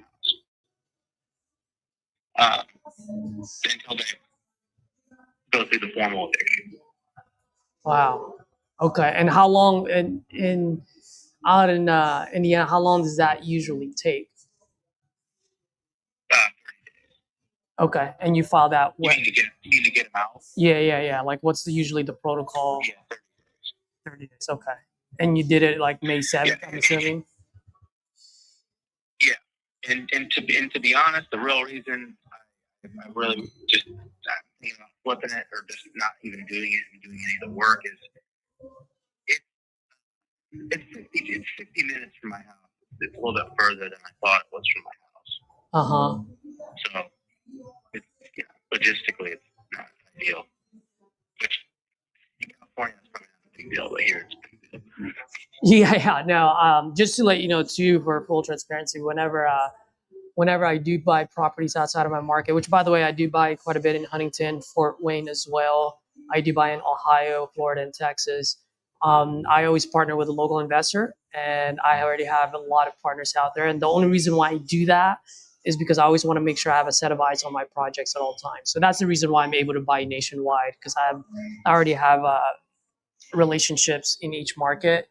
If I didn't have a relationship in your market, I would have never picked up the phone and called, because like you said, it's pretty difficult when you're far away. I mean, it's already difficult enough when, to make sure John and Jose are finishing their job, and hit the deadline when they're only 15 minutes away, let alone across state lines. Sure. So question for you, how long were the tenants there before, and how long ago did they start using as a storage? Like, what's the situation? So they've been living since 2019. I don't know when they actually stopped living in it / moved over to the not neighbor's house, but to the boyfriend's house. I really don't know. Okay. I mean, she raised her kids in it. I did gather that much. She raised her kids in it, and but her kids are older. Her kids are out of school, so they graduated. I think 21 or something. I don't know. So her kids have been either living with her or I don't know. Okay. And you obviously you haven't seen this for a while now. What's that? I said obviously you haven't seen the inside of this house for a while now, right? No, nobody's seen it for 3 years. For 3 years, okay. And I just want to make sure, because I'm looking online right now. This is a 3-bedroom, 2-bathroom, 2,300 square feet, 2,305. Does that sound about right? That is. I know it is 3 beds. To be honest, I don't know what they can. There's 3 rooms upstairs that were being used as bedrooms, but one of them they can't classify as a room. And then there's a master bedroom downstairs, and then there's 3 bedroom, 2 bath, but there's a little bit bonus room. And I don't know if the exact square footage might be slightly off. Okay. It might be like 2,200 or 2,150 or something like that. Got it. Okay. Now let me ask you, since you said you were thinking of potentially flipping it yourself, let's say I do buy this off of you. How much can I resell it for if I decide to flip it? Well, we were going to list it for about 125, 135, somewhere in there. After you fix it? Yeah, after I fix it, yeah. Okay, so let's just say I'm gonna try LVL. Let's just say 140, and then and I know you haven't seen this in 3 years, so I'm not gonna quote you on it. But if you were to take a wild guess, how much do you think you were gonna sink into this, so that you can sell it for 125, 135?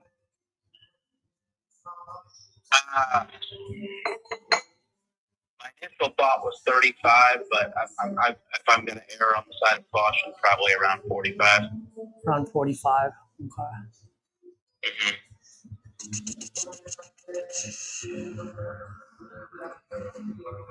If you bought it for 30,000, you're probably going to be somewhere between. Probably somewhere between 75 and 85,000 all in. 30. Oh, because you're saying the 45, 30 plus the 45, right? Yeah, sorry. Yeah, sorry, I included the purchase price in that. Yeah. No worries. I understand that. So a couple of things. I'm looking at this. So let's say I do sell it for 135. I put in the $45,000. And by the way, just to let you know, man, as far as the way I work, I generally do want to put in as much as I can in everyone's pocket. I just need to make sure that I can be fair to my business at the same time. And when those two numbers meet, we've got ourselves a deal. And if not, no worries, no harm, no foul. So 135, I'm just looking at the properties in the area. I mean,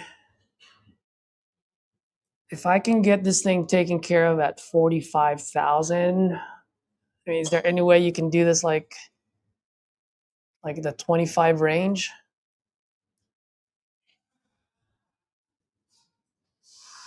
I mean, I'd probably go 27. I would go 27 today. If we wait until, we kick her out, I'd probably be more like around the 30 range.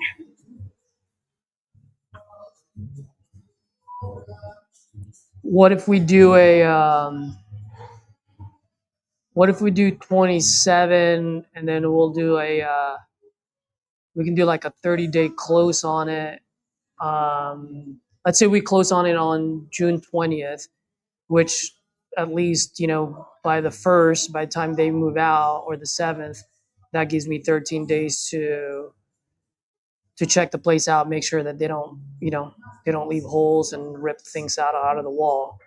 And then at least I can get the title running in the background, so we know whether there's any back taxes or any other liens on it. Just to be upfront, I already got a purchase agreement for 30,000. Oh, you do? Okay. Oh, but you don't have it. Yeah, I already have a purchase. What's that? Do you have it? Are you under contract right now, or are you saying you had it? I didn't sign the contract. That's just what they've sent me for the same thing, 30-day close. So that gives them 13 days to figure out if they want to pull out or not. Yeah. Well, whatever. They got a little bit more than 13 days because it would. Yeah. Essentially, if I'm gonna wait until they're out and have somebody go through, then I've already got an offer for 30,000 to walk through. So to sign an agreement for 27 doesn't make sense. Okay. And you say this offer is just recent, or? As of Friday. Oh, okay. Well, I guess let me ask you this. I mean, if I send out a contract for 30, I mean, what's going to make you choose between me or the other person? And the only reason I'm asking is, you can probably tell by now, I'm a straight shooter. I don't like to sugarcoat things. And the last thing I want is for me to be another line on your inbox.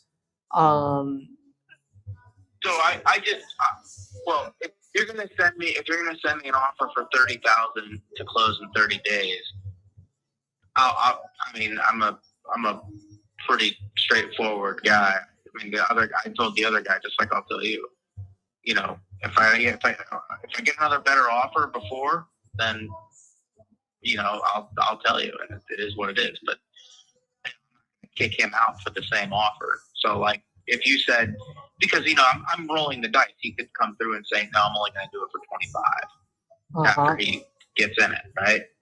So if you said 27, sight unseen, close, tomorrow, I would roll with that. Okay. Yeah, I mean, if it's sight unseen with the, if it's going to be sight unseen with the squatters in there, it is going to be lower than 27, just because I have to expect that if you're, since they're getting quote and unquote evicted, I know you can't see my air tags right now, quote unquote, they're getting evicted, there's a chance that they're going to screw shit up by the time they leave. So it would be lower than 27. I don't think they're going to screw anything up, to be honest with you. I think what they're going to do is what's going to happen for me, at least, okay, is they're not going to move all their shit. So her kids are out of the house, like they're I don't know what the hell they do. They're out of the house. She lives with her boyfriend up the road. Her boyfriend's old, on oxygen, and she doesn't have anywhere to put the stuff. So what's going to end up happening is whoever has it, myself, you, whoever, is going to have to pay somebody to come in there and just haul all their shit out. Okay. So that's what it is. So yeah. I don't think, to be honest with you, I don't think she's going to go in there and screw anything up, so to speak. Oh, I see. Okay. Just give me 1 second. Let me just run something real quick. I'm just looking at a quick comp here. 135, 145 is the most I can push it out to, huh? I mean, I don't know. There's not many homes that have sold in the area, to be honest.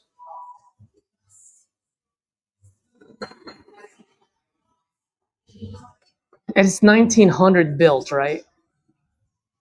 It just, I don't know if it's 1900, but it's an older, It's an an older older house. house. Well, it's not plaster though. It's not. It's not like tube and knob and all that. No. Okay. I don't think it's 1900. It says 1900 on there. Yeah. It says 1900 is the year build. I'm using PropStream, one of the softwares that I have that I use, and it pulls up information. No, it's not. It's not a 1900 bill. It's not. Okay, well, that's good to know if it's not. I mean, you don't owe any money on this, do you? No, I don't know anything on it. I can tell you it was assessed at 80,000 or 88,000. Sorry.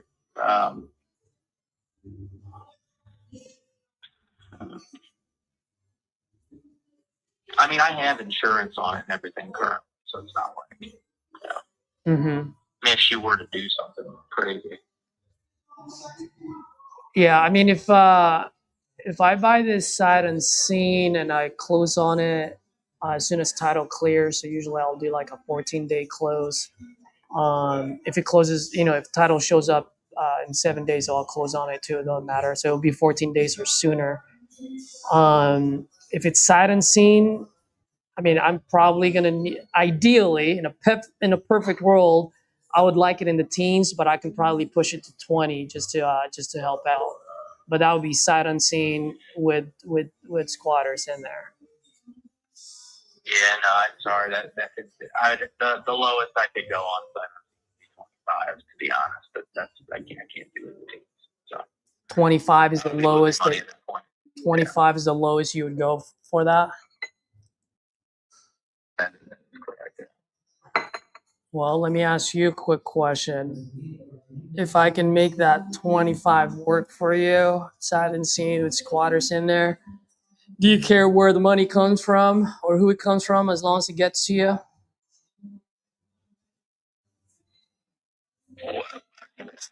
What do you mean? Like you're gonna find somebody?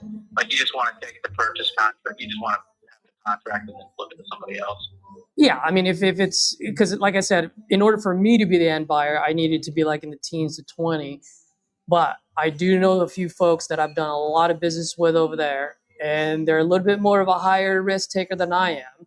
And since you can't do anything between now and the 7th, I'd love to take a shot at this. I'll get feedback right away. And then if someone goes, yep, I'll pick that up at 25 sight unseen with the squatters, then we're good to go. And then just to let you know, for full transparency, how do I get paid? On the back end, they either make me as a partner. So once they're done flipping it and once it sells, I get a percentage of that, or they'll just pay me a referral fee if the tight is, if the margin is tight. Doesn't change your price point. They just let me know, hey, here's what I can do sight unseen with squatters in it. I'll give you the hard feedback. And then at that point, you decide if we can get you more than 25, I'll get you more than 25. I could care less as long as you make your money and I become a partner on the back end. I don't care if at this point, sight unseen, if you flip it for 25, you get 30 for all I can say. You keep it. All right. That's your work, not mine. So let's do that then, and because you have till the 7th anyway, and then I'll get an agreement with you between now and with a closing date at the end of the month. So at least I only have 14 days to figure this out for you. And then in those 14 days, either we rip the contract in half or we close on it. How does that sound? Yeah, that sounds fine. Just trying to see him from the 14 days would be the 26th. I just went downstairs to figure out where I filed this. So I filed this on the 7th. May 7th.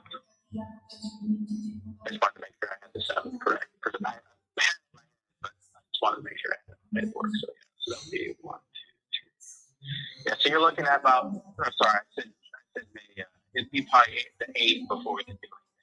Sunday. I mean, June 8th, because it's 7th is Sunday.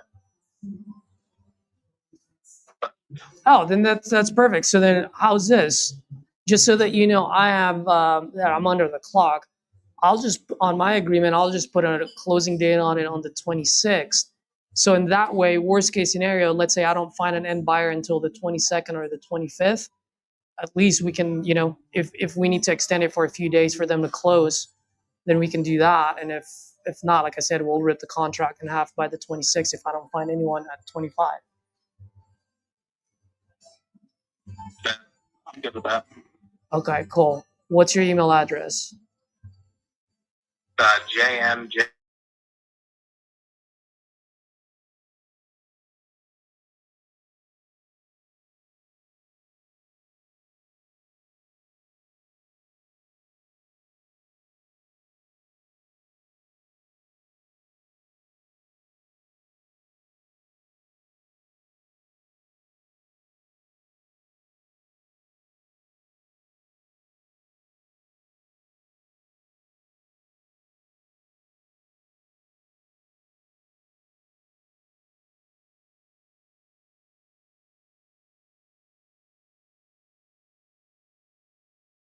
Draft it.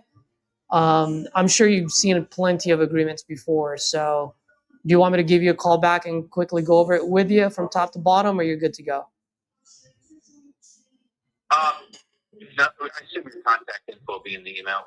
My contact, yeah, all my contact info in the email. Also, just to let you know, man, I've been doing this for a while. I do have my own YouTube channel. I'll even send you a quick video on how I helped out a fellow investor out in New York. I actually just helped out a fellow investor in Fort Wayne about a month and a half ago. I just haven't posted the video yet.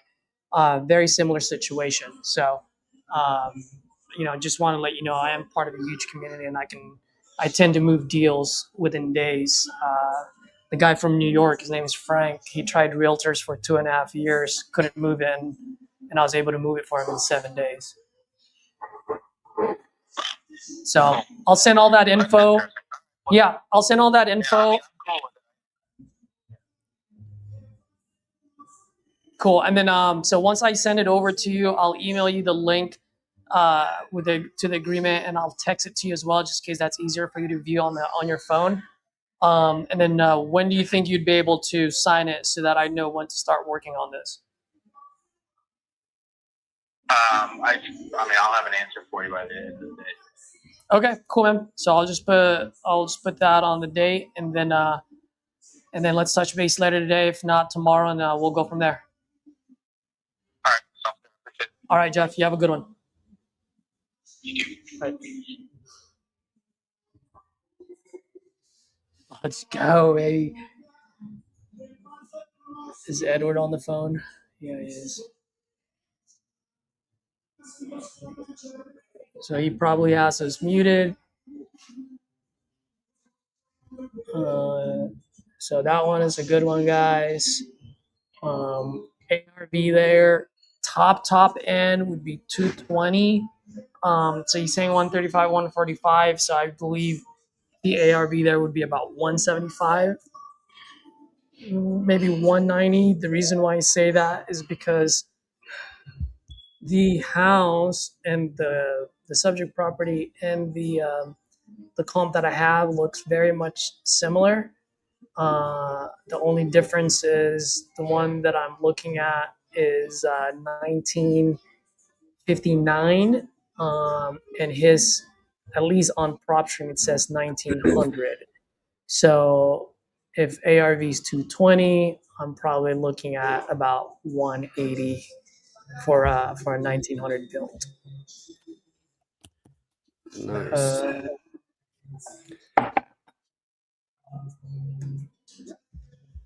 I mean, like, heck, dude, sight and scene. We'll market it and we'll Yep. see what people say, right? Yep. Either they'll buy it or they won't. Um, Also, I'm looking at another one that was flipped. Someone bought it for 79,000, but then flipped it at 110. So which one is this one? But this one's a lot smaller.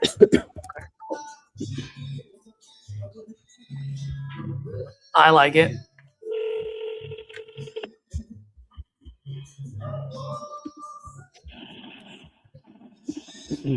Hello. Oh, Hi, is this James? yeah. Hey, James, this is Edward. I was just following up. I believe you had inquired about selling your property there on Madison Street. Is that correct? Yeah. Okay, awesome. And real quick, just to make sure I'm looking at the right one here, because I guess when you filled out the form, it only showed the address.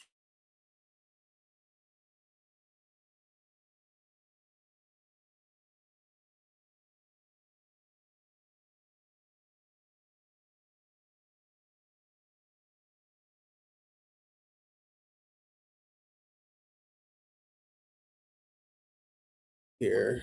Okay, well, let me pull up the property here real quick, and then while I try to get that loaded, I'll ask a few questions just to get like a better feel for the property, and then we'll see if we can put something together here that lines up with what you're looking for. Okay. Awesome. So while I take a look at it, like I said, I haven't put it up. I'm trying to pull it up now. Is this a property that's occupied or vacant? Or can you tell me a little bit about it? No one lives in it. The house is caught on fire, and the insurance company paid for having everything taken out of it. Oh, It's got good bones. It's got good bones, but the house is gutted. The walls are still in there. The 2 bys are all still in there. It needs redone. Okay. And how long ago did this take place with the fire damage and all that? 5 years ago. Oh, wow. Okay. Maybe. So it's been a little while now. Yeah. Oh, Yeah. okay. There's nothing wrong with the house. I mean, when I say there's nothing wrong with the house, it's like I said, it's good. The drywall's all been taken out. The ductwork's all been taken out. And the tweakers have come in there and took all the copper out. Yeah. And it's got a garage. And you might not be interested in it. I don't. Yeah, no, and definitely something that I'm trying to take a look at and see what we could do here. Now, I know you mentioned it happened like 5 years ago. Did you get quoted like for the insurance of like how much it would take like to fix it back up, or what did that look like? No, I bought it.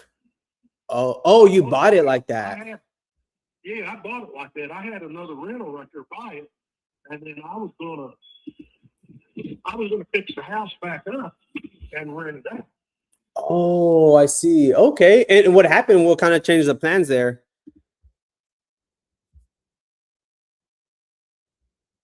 Oh, I think it cut out. James, can you hear me? Hello? Oh, jeez. Hello, can you hear me? Oh, well, I hear you. Okay, now I hear you. It was like cut out. I wasn't sure if it was on my end. But yeah, I was just asking, like, I guess what ended up happening where I guess like plans changed or you didn't end up doing it. What was going on there? My 2 guys that I had working for me that was going to do it went to prison. Oh, That wow. was mine. Yeah, they were my employees because I had 4 different businesses. And I've let it sit, and I don't have time to do it. And since I retired, and I'm pretty much through with that stuff. Yeah. Okay. Nice. Well, nice. That's great. How long ago did you retire now? In January. Oh, okay. So it's been a few months. How you liking it so far? Good? Well, yeah. Yeah, I'm like, I get a mess with my legs called Oh, nice. Now you get to play with your toys now. Yeah. Awesome. Well, definitely would love to see how we can help here. What were you anticipating it would need like to get it all up and running when you were kind of looking at it initially? What were you anticipating that it would need like as far as work wise, like to get it all fixed up? Oh, well, I mean, I never priced everything. Oh, I okay. mean, it's gonna be rewired, new ductwork, drywall. It's the shell, with the walls built inside of it. I see. Okay. Let me see here. Because I do see a few there. Where you thinking probably once it's all fixed up, maybe around what, like 330, 335 once it's fixed up? You mean wanted to be worth? Yeah, like once it's fixed up. What were you thinking it could be worth? Okay. Well, I'm gonna say I don't know. I mean, I'm gonna say probably around 200. Okay. And you're thinking what, like, because I mean, it sounds like it would need everything. So I'm assuming anywhere between like 100 or 120. Yeah, it needs everything. Okay. And real quick, because like I said, you said it was the 1 second. Let me.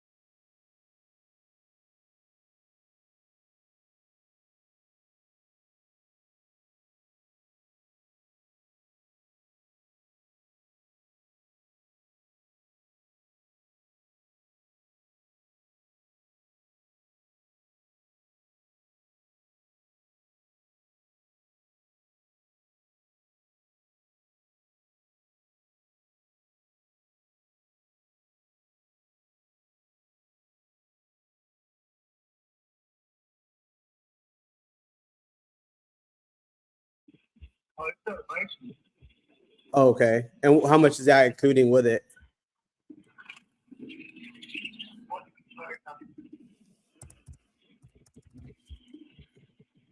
What's that? I didn't hear you. What you say? So you're saying what the basement is roughly like 1,500 square feet? I would say that it is. Yeah. Okay. Okay. Yeah. It's got a full basement. Okay. So let's see here, because what I'm looking at, if you're saying like, let's say 150, even maybe let's say 160 at the most, and you're thinking we put anywhere between 75 to 100 into it to get it up and running. Okay. Because if that's the case, I mean, if it could be worth 150, put 75 into it for us, that's it, to get it all fixed up. That's how much we would have to do. And then we do want to maybe put it back on the market. You know, obviously we'll have closing cost commissions and some holding costs there. So it does put where, let's say if we were able to give it offer closer to like around 20, is that something you feel like is something that would get it off your hands so you don't have to deal with it and you enjoy your retirement from here on? How much did you say? 20,000. Yeah. Okay. So I mean, that's something I look at. okay, because I mean, I also like the way our process works, like just so that way you have an idea. Is, let's say if that's something that you did want to move forward with us with, I could definitely draft up like an agreement for us to review, and then once that's completed, we would still want to coordinate with you, right? We still want to go put eyes on it and just verify the condition based on what you've told me. I understand it was a fire damage property, so it probably will need a lot of work. So I'm already anticipating that. We just want to make sure, hey, just go out, put eyes on it once we have an agreement complete, and then start our due diligence. And then from there, we're able to at least start opening with like a escrow attorney to start that process there. Does that make sense? Yeah. Okay. So real quick here, when you filled out our form,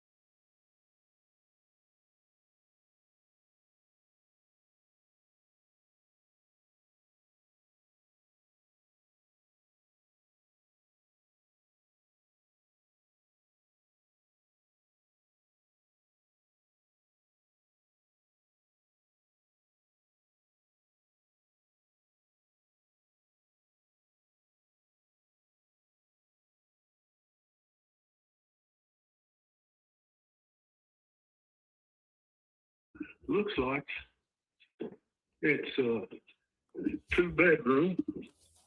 okay. 2, 3-bedroom. a 3, okay.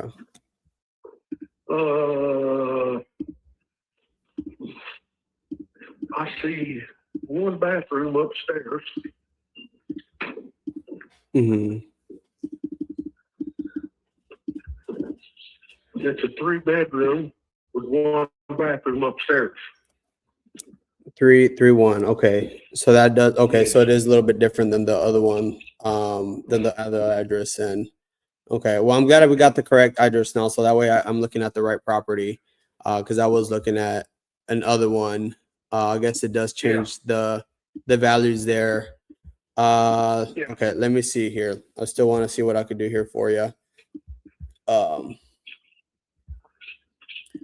see.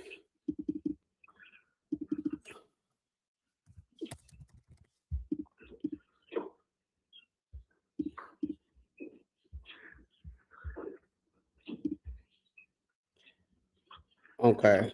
I do see The reason they gutted it, you know, everything out of it was because of smoke damage. It didn't hurt the house, but the smoke damage did. Yeah, that could definitely affect that for sure. And Now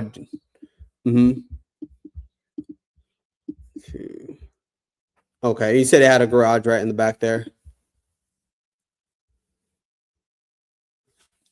Can you still hear me, James?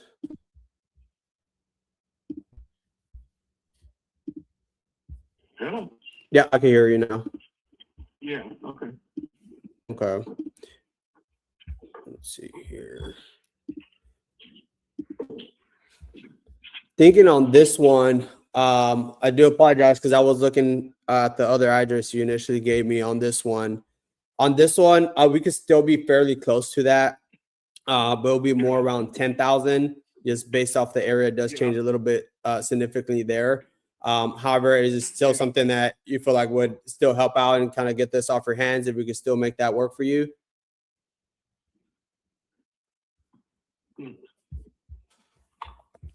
Yeah.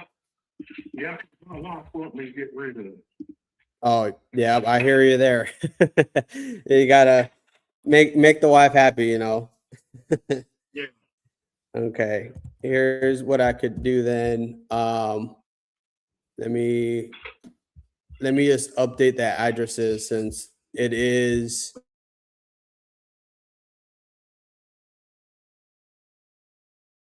Yeah, it's 813. Okay, let me. And it's you and your wife on the deed, or is it just you? I think it's just me. Okay. Let's see here.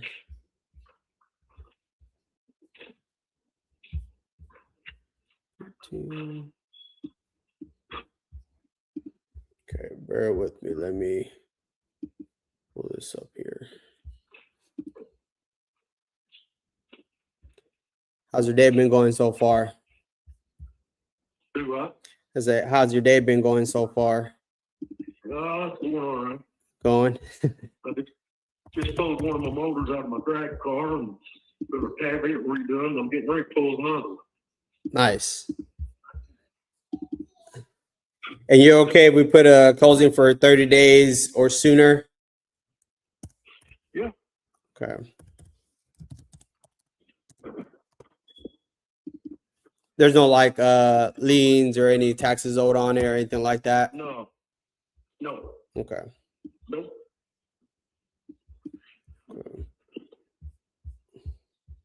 Here.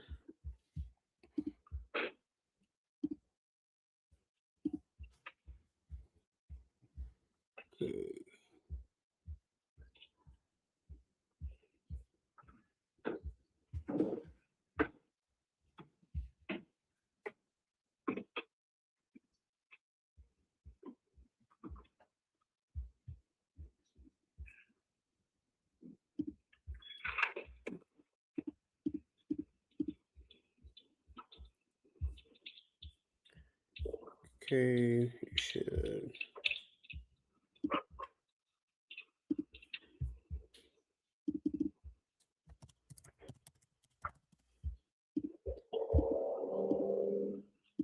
You say you had this for 5 years now? I believe I've had it for 5 years. Oh, wow. It's been a good minute. All right, I'm almost getting this done. Right now, you should be able to get that on your email here shortly. Just give me 1 minute. And then I should be able to send it over. Let's see.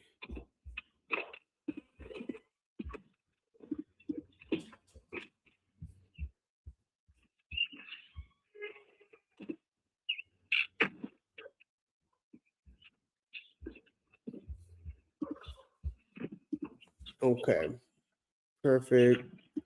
All right, just sent you. I should be sending that over to you. It should be coming in here shortly.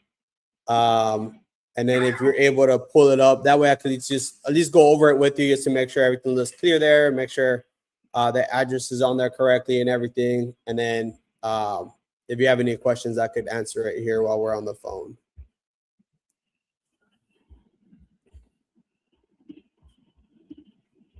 I ain't seen nothing. Okay, it should be, let's see.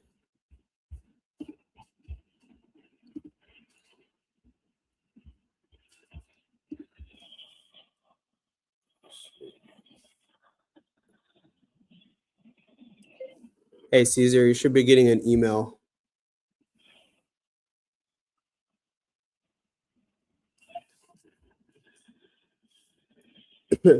Should be coming here shortly.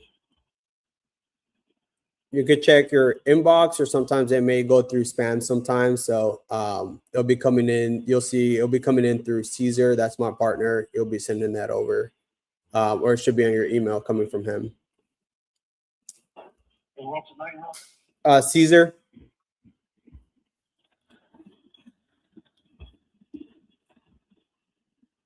Yeah, you'll see XVR Property Group.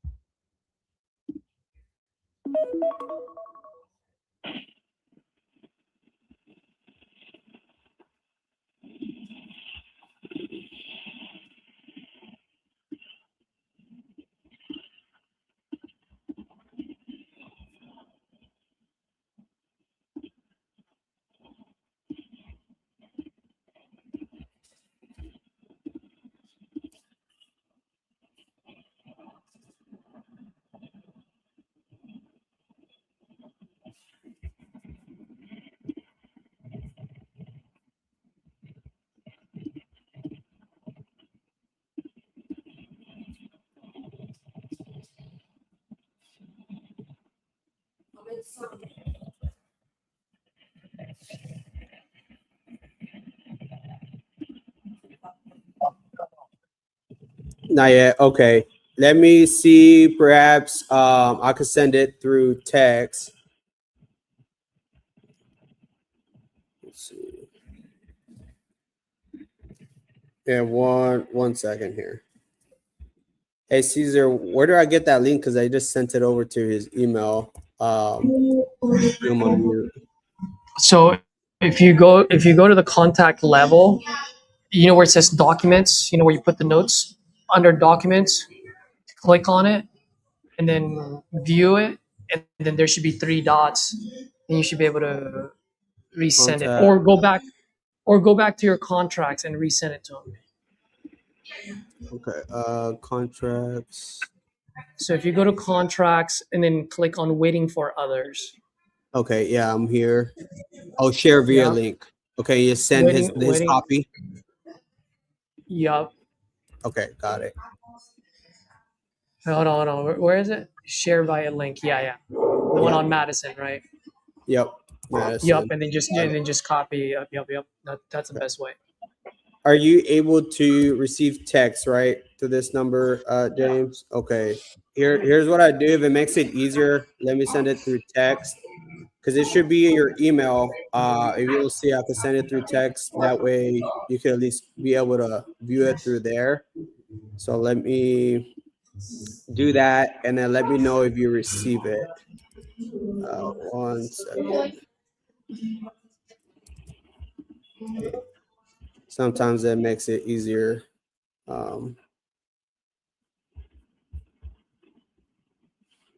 Okay, I just sent it over. You should get a text from me right now. Yes. Yes, I just got it. Okay. Yeah, and then just let me know once you got it open, and I could go over it with you. Okay, it's open. Okay. And yeah, from the top there, you'll see today's date on there. You as a seller, since you're the one on deed, and then us as a buyer, that's our entity that we buy properties under. Along with that paragraph down below, all that means there, it just means, hey, you agree to sell and we agree to buy as of this date with like the terms and conditions of the agreement that we'll be going over today. Okay. And if you could take a quick second, if just to verify the address. I know in the beginning we thought it was another one, so just want to verify we have the correct address there. Yeah. Okay. Perfect. Okay. Down below that, that's just the legal description there. That's just the description that pinpoints the address. So that way when we open title, they know, hey, that's that property, not another one. Okay. Yeah. Along with the purchase price there, that will be a cash transaction. Purchase price is net to you, subject to prorated taxes. For the taxes, have you already paid it for the year, or the taxes, have they already been paid? Oh, can you hear me? Oh, I think I lost you there, James.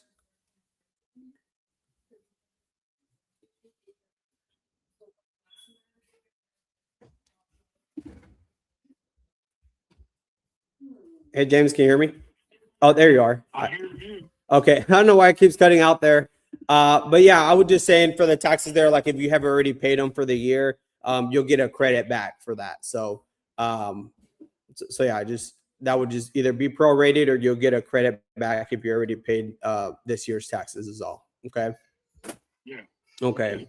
And obviously we'll be paying all the closing costs. So we'll be covered that. You wouldn't have to come out of pocket for closing costs on there. Okay. Yeah. Okay. And then acceptance date there, that's just an expiration date on there. You just have to have an expiration date on pretty much all of our agreements is all. So that's what that's there for. And then down below, I put closing. So I put closing will take place on or before 30 days.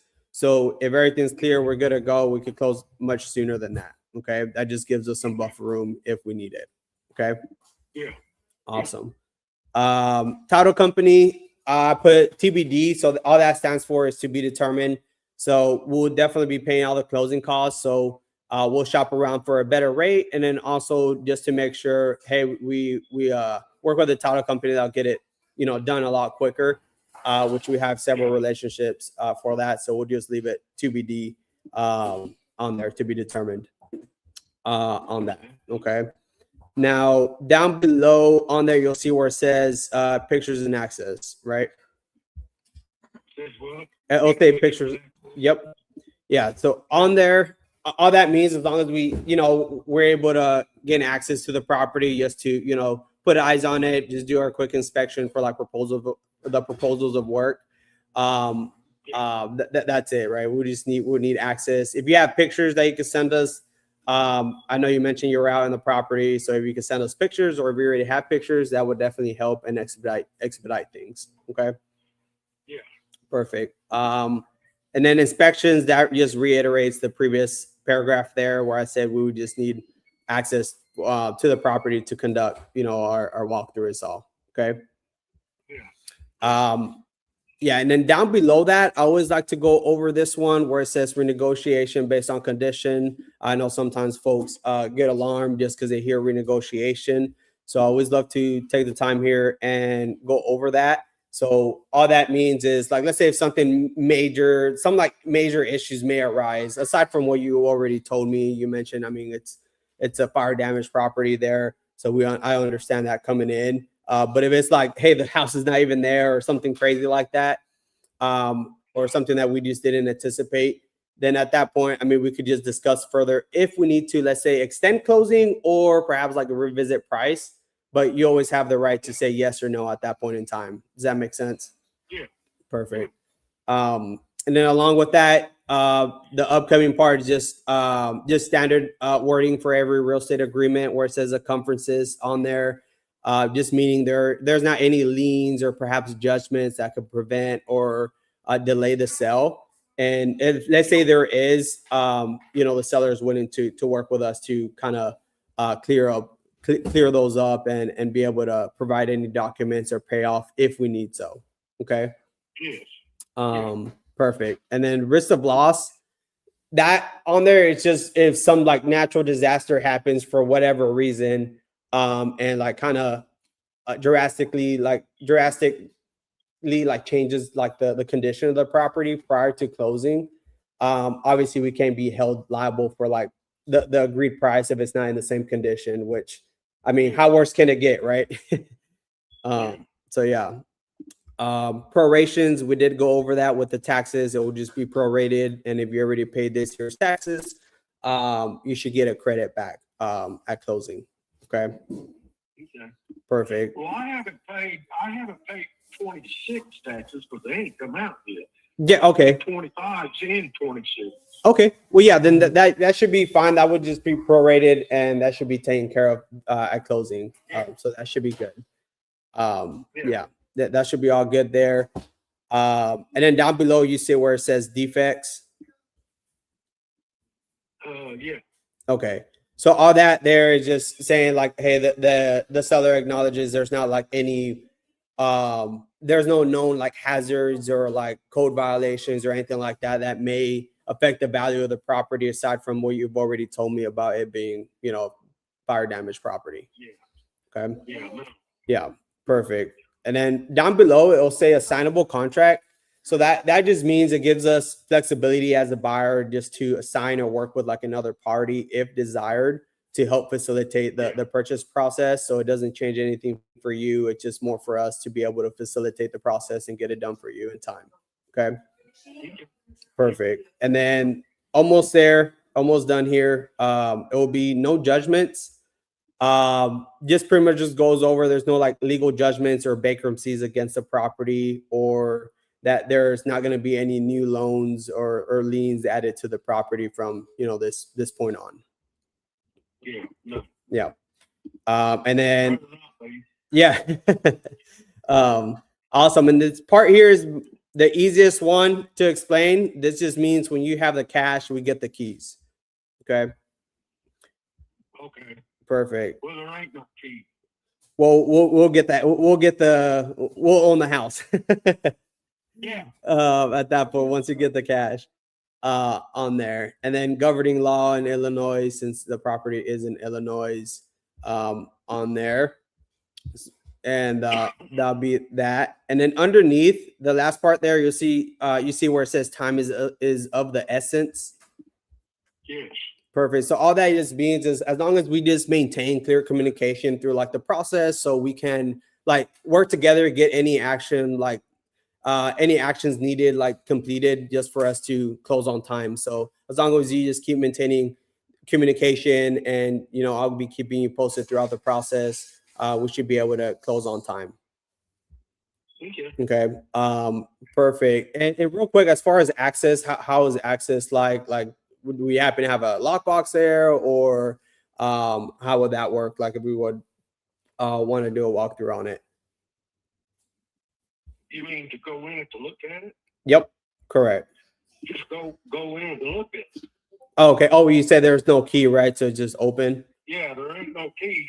You put a key on something, they're gonna kick it in. Okay. They've knocked a couple of the windows out. Okay. Then well then that's fine. We'll still notify you so that way you at least know, who's going in and out, and and so we'll definitely notify you then. But I guess as far as everything that we've gone over, I mean, you have any questions, concerns, or anything I can answer at this point? No. Okay. Perfect. Yeah, if everything looks good, like I said, we'll get this moving. All we just need is your signature there. You have, if you could verify, is that a good contact number there for you? For that way, we're all in communication.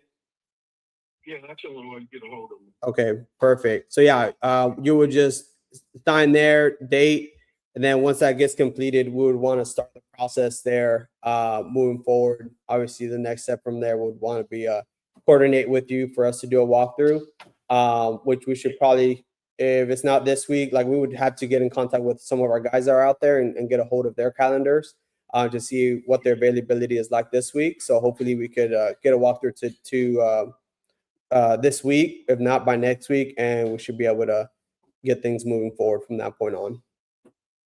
Okay. So on the signature thing, how I do that? Yeah, so you would just click on where it says signature, and then you should be able to adopt a signature on there.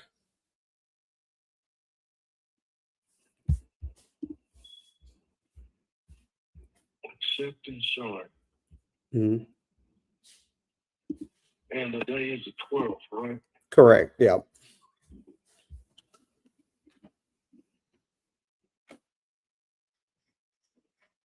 Mrs. Scully, you're muted. You should have. Okay, let me see here. And did you click finish? Yes.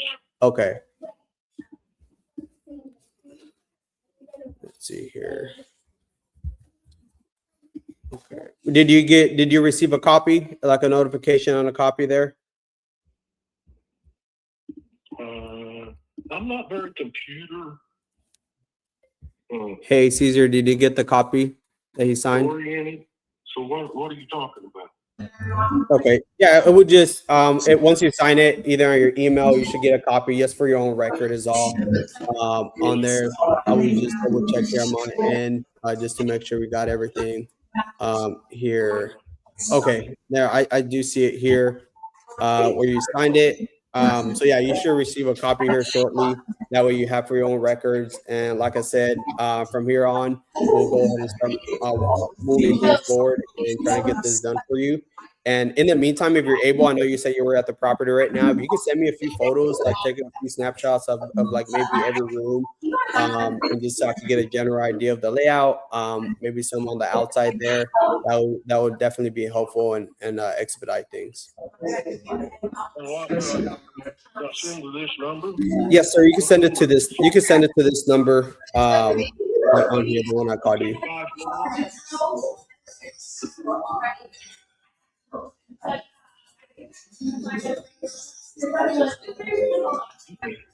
Yeah. Will it be a little bit on that? I've already come back to the shop. Oh, okay. No worries. Sounds good then. But yeah, like I said, everything should be good. We should be able to move forward from here and get this moving along.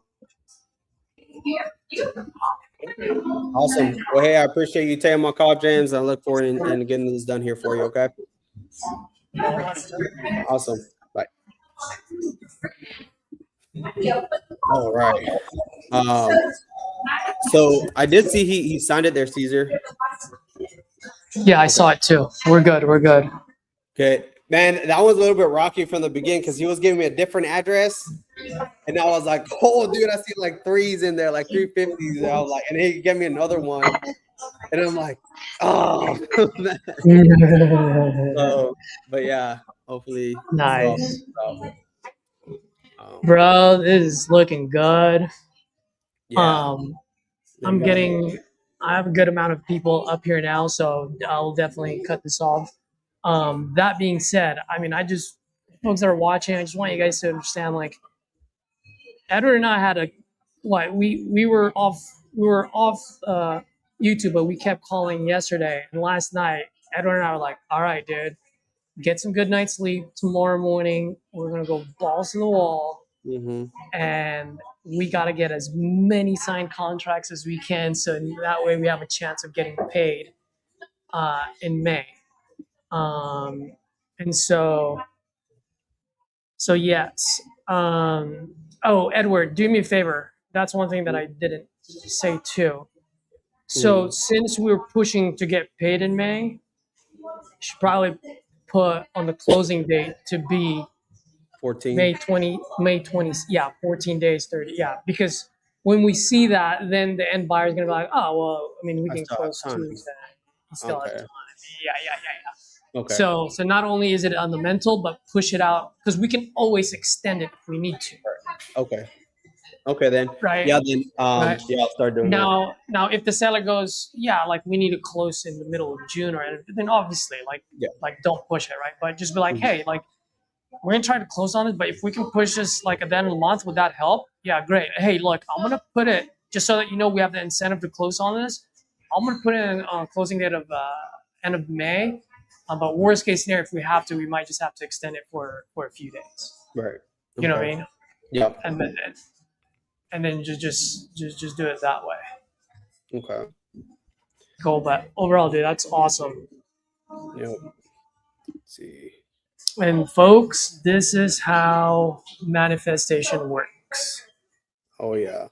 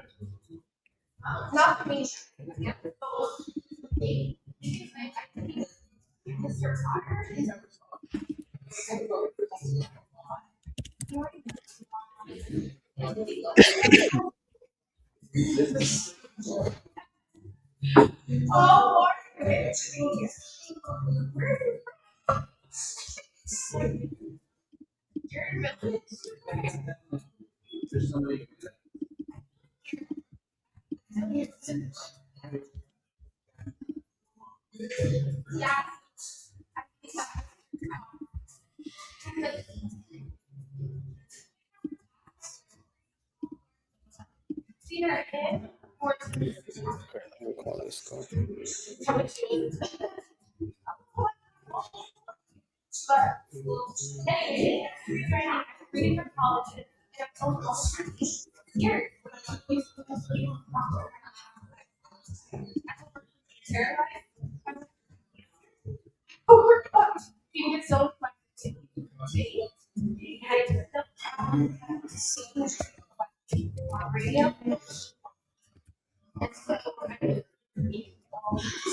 Please leave your message for.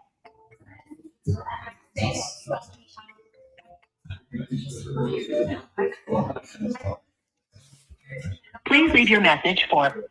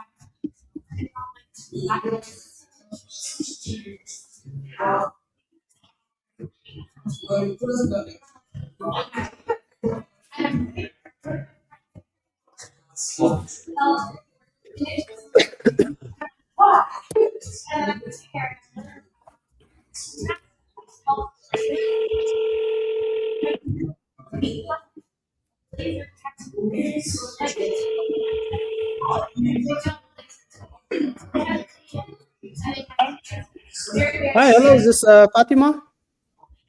That's calling. Hi, yes, this is Edward. I tried calling yesterday, but I believe you were busy, so you wanted me to circle back a little bit later regarding your place there on Norwood Avenue that you were potentially looking to sell. Is that still something you're considering? Yes, but I have a guy that's already I have him coming out on Saturday. Hmm. Okay, but yeah, not under contract yet. He's just gonna go view it.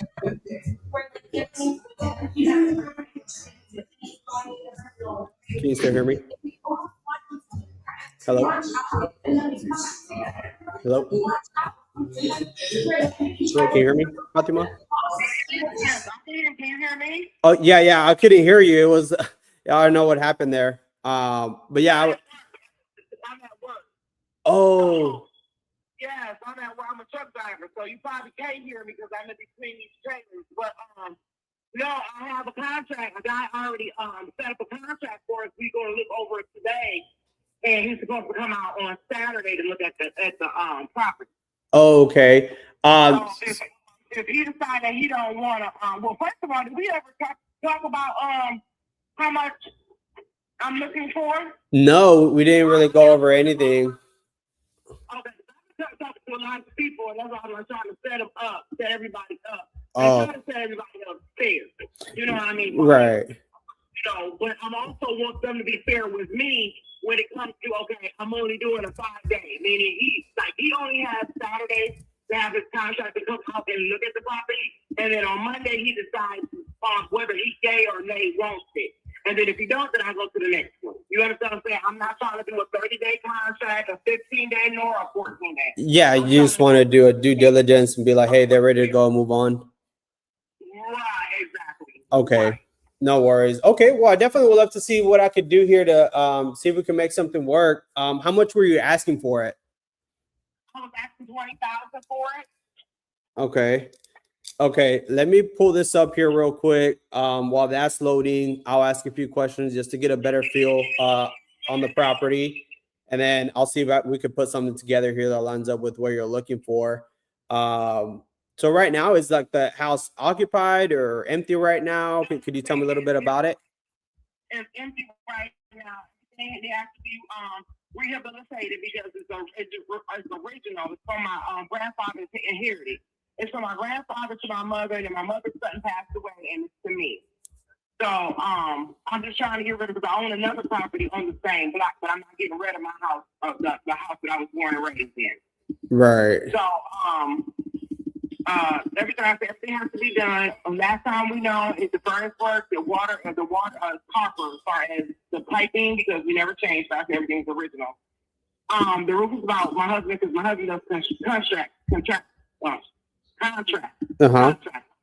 So he said it's about 15 years old, maybe a little bit older. Because my mom had it done a while ago before she passed. Let me see. It's a two-car garage, detached, full basement. Has 4 rooms in the basement. 3 bedroom, a bath and a half. Because the other half of the bath is downstairs in the basement, which is totally in the sink. Like I said, it just needs TLC because it has great bones. The foundation is fine. I don't know what else and the electric. That's why I only asked the question. At first I was asking $30,000 for it, but I dropped it $10,000. I'm sorry. Yeah, I dropped $10,000 because I know that it works far as knob and tool. If you ever heard of knob and tool, that's my husband calls it knob and tool. It's not a breaker box. It's one of those knob and tool type electrical. So if you want to update the wiring and the electrical, yeah, it's gonna run you about $5,000, $6,000. That's why I dropped that price. Oh, okay. Oh, okay. So y'all got a quote already on that for the electrical? Right, exactly. Oh, I see. Okay. Gotcha. Okay. So it sounds like at this point, you just want to get rid of it, be done, and not really kind of deal with like the hassle of, kind of. I live 3 hours away from the house anyway. So, I don't want to have to hassle. The other one is mine. You know what I mean? As far as I don't want to get rid of it. Yeah. But I don't want to have to deal with what's altogether 3 homes. Because I live in now. So, yeah. Okay. And you said how long has it been vacant by this point? It's been vacant. My mom it's been about 6 years. Oh, wow. Okay. Okay. Well, I'm sorry, to hear about your mom's passing. I know that could definitely be tough on there. So, My husband's still in here. I don't even want to deal with her something that hurts so bad. That's why I'm telling it as is. right. Okay. And quick question, because I know, I guess you're not I guess, formally under contract with the other people for them to do their due diligence. So tonight, tonight I will be up on the contract at least until, like I said, till Saturday. Saturday he's bringing out his contractor to come check the house out, and then by Monday he'll let me know yay or nay. Now I have another guy calling me on Tuesday because he just called me about I want to say 30 minutes, 45 minutes ago, and I told him also the same situation. So he's calling me by Tuesday to see what's going if I have already sold that. If that makes sense. Okay. So, as of right now, no, I don't have a contract as of now. As far as it's waiting in my inbox yet. Right. I can't for work until at 4 o'clock, and my husband get home by 4:30. We have not signed a contract. Right. Okay. And I guess just to see how it could help and maybe stand out a little bit here, I guess what's your ideal outcome, or what are you ultimately looking to accomplish for something to move forward? And I'm looking to accomplish to have it me and the other guy said, the one I'm doing a contract with, to have it done by next Friday. So if he agrees to buy it Monday, then by Friday it's all his title, whatever. I do however you do that. Okay. Okay. So right now, it's not he has nothing right now is you don't know if they're serious or not because they haven't really walked it or anything. Right. Okay. And I guess for me, because I am interested, we've done plenty of deals out there. I mean, based on what you're telling me, you said it's as is, maybe need some cosmetic stuff, obviously the electrical on there. So I mean, it's something I would be interested. I guess my question is, how do I beat these other guys and try to get it done sooner than them, and see if it's something that we can move forward with? Over with my husband, you have to definitely do more than what the other guy said. If you said 20,000, he's willing to do 20,000. So if you're really willing to do 23,000, then yeah, I probably can go forward. But at the same time, I'm still giving you the same opportunity that I would give him. Right. To only see it on a weekend because I work 13-hour shifts as a truck Oh driver. wow. Time to go back and forth. And I told him, I'm not doing a lot. Yeah. And everybody mama getting in there. So I want to be able to be down there as well as my husband be able to be down there to be able to talk to y'all contractors. But other than that, yeah, that's the only thing I can think of. If you're willing to do it on a weekend, on a Saturday, and then have the decision done by that you do want it by that Monday, and then move forth by that Friday of closing tax and title closing. Okay. So, because like I said, I mean, based on what you're telling me, I think it's something I can move forward with. Now, if let's say I can make it a little bit more enticing as far as time frame there, where it's let's say I do just to do, I mean, I say due diligence just to give us some time to get one of our guys out there. Cause I mean, we do partner with established relationships we have already out there. I don't have a hold of their calendars. They're not employees of ours, but I would see what their availability is. I'm sure I could get someone out there within 5 business days. And for sure, let you know, hey, within that day, if it's something that we can move forward with.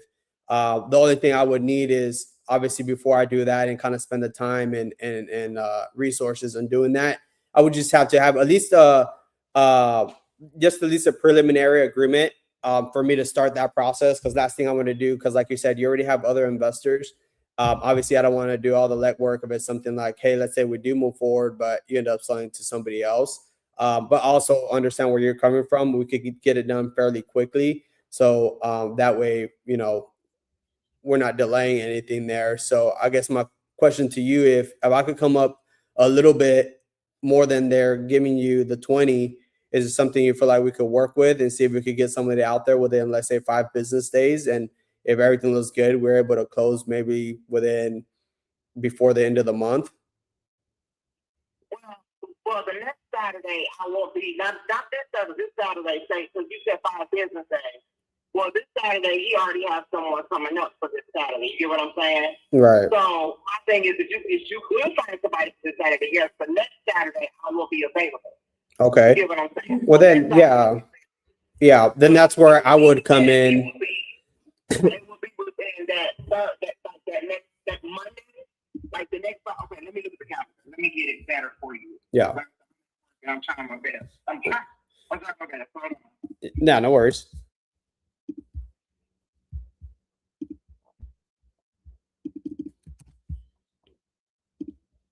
Okay, this Saturday the 16th, he already had. He already had a contract. He already had. Okay. Next Saturday will be the 23rd. We won't be able to do it because I won't be available.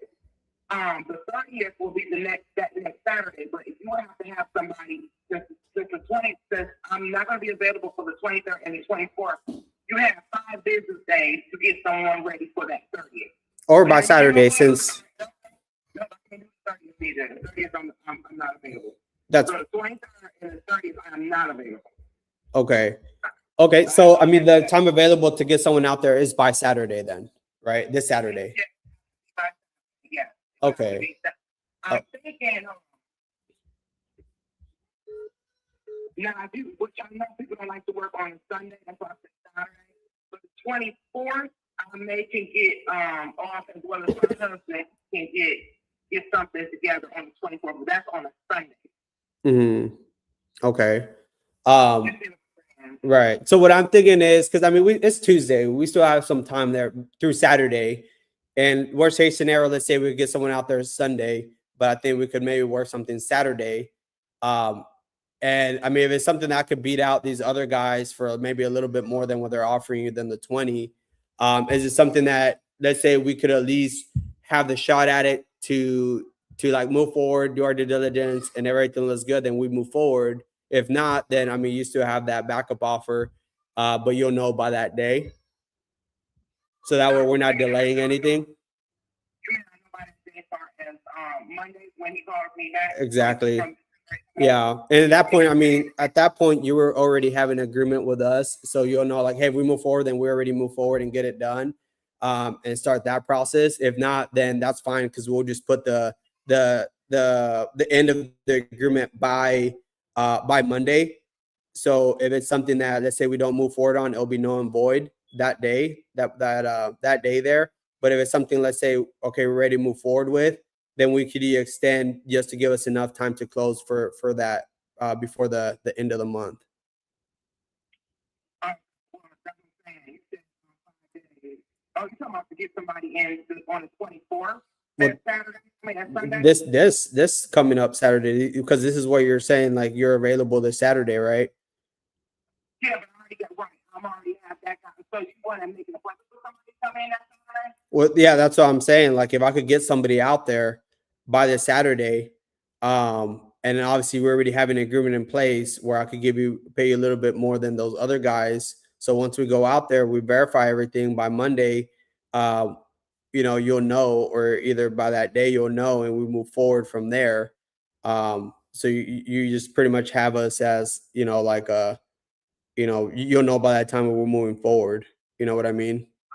I get what you're saying, but okay, but I still don't want to miss out just in case, because you back out and then I miss out on him and I already promised him for this Saturday. Well, right. I mean, he doesn't have to, obviously. I mean, you wouldn't have, right, because he's not going to get back to you until Monday, right? Right, he'll let me know by Monday, but what we can do is this. I just get when he tells me, because I'm about to, I tell him the time, because my husband was talking about, he wants to be Saturday about 6 o'clock in the morning, so we'll be there by 10. So once I get a time frame of when his contractor comes in and he'll be able to look at it, then I'll give you a time for your contractor to come in on the same day. It's like almost like an open house. You get what I'm saying? Yeah, and like I said, I would still need time, like, right, like that's what I'm saying right now. Like, if it's something that you would willing to move forward with me, let's say if I could do a little bit more, he's offering 20,000. Let's say I could do 20,500 or maybe 21,000 there. Like, to be able to move forward, I'm okay drawing up an agreement for at least, what is it, until Monday, where it's just valid till Monday. So, because my thing is, I would have to coordinate with my my guy there before he comes out, but I would have to have an agreement in place just to make sure, like, hey, you know, I just don't do all that legwork for nothing, you know. But like, My thing is, I understand. That's what I'm trying to tell you. If you come in here, like I said, like almost like an open house. You come in one appointment, he comes in one appointment. right, My thing is, whoever wins the bid, I'll sign that contract. I mean, fair and fair, and I'm being honest. right, Because by that, at least by that, let me see, that's the 16th, by the 20, like he was saying, by the 22nd, no later than, if that's depending on your title company, because that's on your title company. yeah, Depending on your title, everything is clear on my end. By the title company, I need to get it till the 25th, but I want it closed and done by no later than the 25th. okay. Let me check my calendar. Yeah, let me check my. Hold on. Let me check my calendar here. So Okay. you said the 25th. You want it closed by the 25th there. Okay. Right. So, and that's what I'm saying, right? Like I want to send you an agreement now for a little bit more with it than they offered. If they offer 20, let's say I offer you 20,500 just to beat them and get it done. And I'm just saying, give me until, you know, for Saturday just to do the walkthrough, make sure everything looks good. And by Monday, you know, you also know, hey, we're going to go. We already have the agreement signed. We open title. So that way we don't delay anything else. And it's pretty much, you know, you pretty much hit, you know, two birds with one stone at that point. Because I mean, it doesn't really hold you back with anything at, you know, at that point. Because I mean, I would just put the agreement valid till Monday while we give it the decision if it's something we move forward. And then if it is, then we'll just extend a little bit until the 25th to be able to close on it. Because we would have to open title and all that. That's why I'm not feeling that part yet. Because I mean, it doesn't make a difference if I sign or not. I'm like, whoever comes on that 16th, if you come, he comes, or his contractor or your contractor. Well, yeah, and that's the thing. I don't want to be in a bidding war. Like I said, he said 20.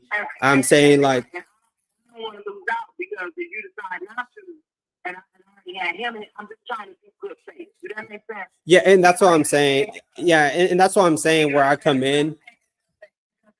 Me about how much he came to me first. You get what I'm saying? So it's like, okay, I want to be fair to that person because if we already had a discussion, other than that, fine. Now when you get down, if you come to me on the 6th or after the 16th, like he come on a Monday, and or if you come on a Monday, or no, sorry, let me get it right because I'm trying to rush. I'm like literally got a train right back to me. If you come to me Monday that afternoon, or he comes to me Monday that morning, or whatever may be the case, but outside the contract, if y'all are serious or whoever is serious enough wants to go ahead. Now, I know he wants to go ahead Monday. You're saying what I think I'm hearing is you're still have to decide. And I'm like, I'm not with that. And you have to decide because you have only till Monday if you come down here that Saturday. Well, that's what I'm saying. I don't want it. Yeah. He's going to have that decision on Monday. And we'll go for it. We're going to go for it. Then I have that open opportunity for someone else to step in. Right. Yeah. Yeah. And that's what I'm saying. Yeah. I understand what you're saying. And that's what I'm saying. Like I could put the agreement where you still have that option. Like for us, like I see where you're coming from. Like I would just put the agreement till Monday. So if worst case scenario, right, let's say we don't move forward, which I think we are, I'll be honest. I think we are going to, like, something that I feel confident in that we would move forward. But let's say if the small off chance it doesn't, you still have that option because the agreement will be null and void at that same day. So the other people you have it going out, it doesn't affect them. They don't even need to know. And if let's say we don't move forward, then you could just take their offer and get under contract with them. But my thing is, I at least want to have an agreement so that way, hey, if I am already paying more than them, you know, I'm already taking the time and resources to get somebody out there. You know, we could get the process started by Monday and get that done. You know what I mean? I hear what you're saying. My thing is, I'm not going to be signing everybody's contract. I'm giving opportunities for an open house. Okay. Yeah, because I was just trying to figure out how do I get rid of everyone. And then I asked because like when I sell mine, like I don't do bids because I mean I don't really like bids. I'm a buyer, so I don't like kind of creating or like a bidding war. Trying to get rid of it. So, Right. I'm trying to get rid of it because I want people to stay or back out of it. That's why it came from 14 days to 12 days, 10 days, and now it's down to 2. Basically, literally. So I got time for that because I have lost out on other people that was interested, and now they ain't interested anymore because I thought this other person was going to sell. Right. I mean, it. Yeah. So it's like, oh, I'm not about to do that. So that's Right. why I said I'm going to let you get the opportunity to come down or bring your Yeah. contract down on the 16th, Yeah. and then you can make that decision. Yeah. Because either way it goes, I know I'm already in contract with the guy until Monday. Yeah. Now you can wait till Tuesday and then find out yay or nay and do Yeah. Well, let me know. Here's the let me know if they go through. If not, because I'm not gonna send somebody out there unless I have an agreement in place. Because I do have to spend money. I do have to spend money and time before because do have to pay them every time. So I just want to make sure like we're on the same page. That yeah, because like I said, I could get somebody out there, but I just want to make sure like, hey, we're at least in agreement, at least until just a few days, right? By Monday, at least the agreement will be till Monday, so it doesn't, you don't lose any opportunities either way. It doesn't affect you whether or not we move forward, right? Because you still have those other options. In here, like I don't get it. Like what are you trying to put on here for Monday? I don't get it. Yeah, so I just want to put it on there. I have until Monday to be able to move forward, right? To get it done. I could send you an agreement right now for 20,500, and then I would just put then for me to walk. I'm not going to do 20,500. 500 is not enough. If he already did 20, that's only $500 difference. You know how much gas prices are right now? It would have to be like 21,000. 21,000 for the extra 1,000 on here, but not just 25. Okay, so if I did an extra 500 on top of that, I mean, is that something that we can move forward in? Where I give you, where I just put there, I have until Monday to let you know, hey, we're moving forward. If not, you could just move forward with the other guys. Okay, would I say that in the contract that I would not want that? But let me see, because I don't want to be obligated because I can tell him no. Right. You know what I'm saying? I just don't want you to put on a clause somewhere saying, no. Oh, well, I'll bid it first or I'll bid it more by 1,000. Right. And you know what I'm saying? Yeah. Okay. So I just put where the agreement is just valid through Monday, right? It's valid through Monday. So let's say we move forward, right? If it's like, hey, we're good to move forward at the agreed price by Monday, then we just extend it for us to open title and close it, right? But I'm just putting the thing till Monday, that the agreement valid till Monday for the 21,000. For just to let you know, like, hey, we are serious. We definitely want to take the time and resources to have someone go out there Saturday. That way, Monday we come back to you like, hey, we're gonna go. We already have the agreement, and we move forward, right? We just extend it another week or so, or by the 25th to close on or before that date. But I'm just saying, like, hey, I just want the agreement there that I have until Monday.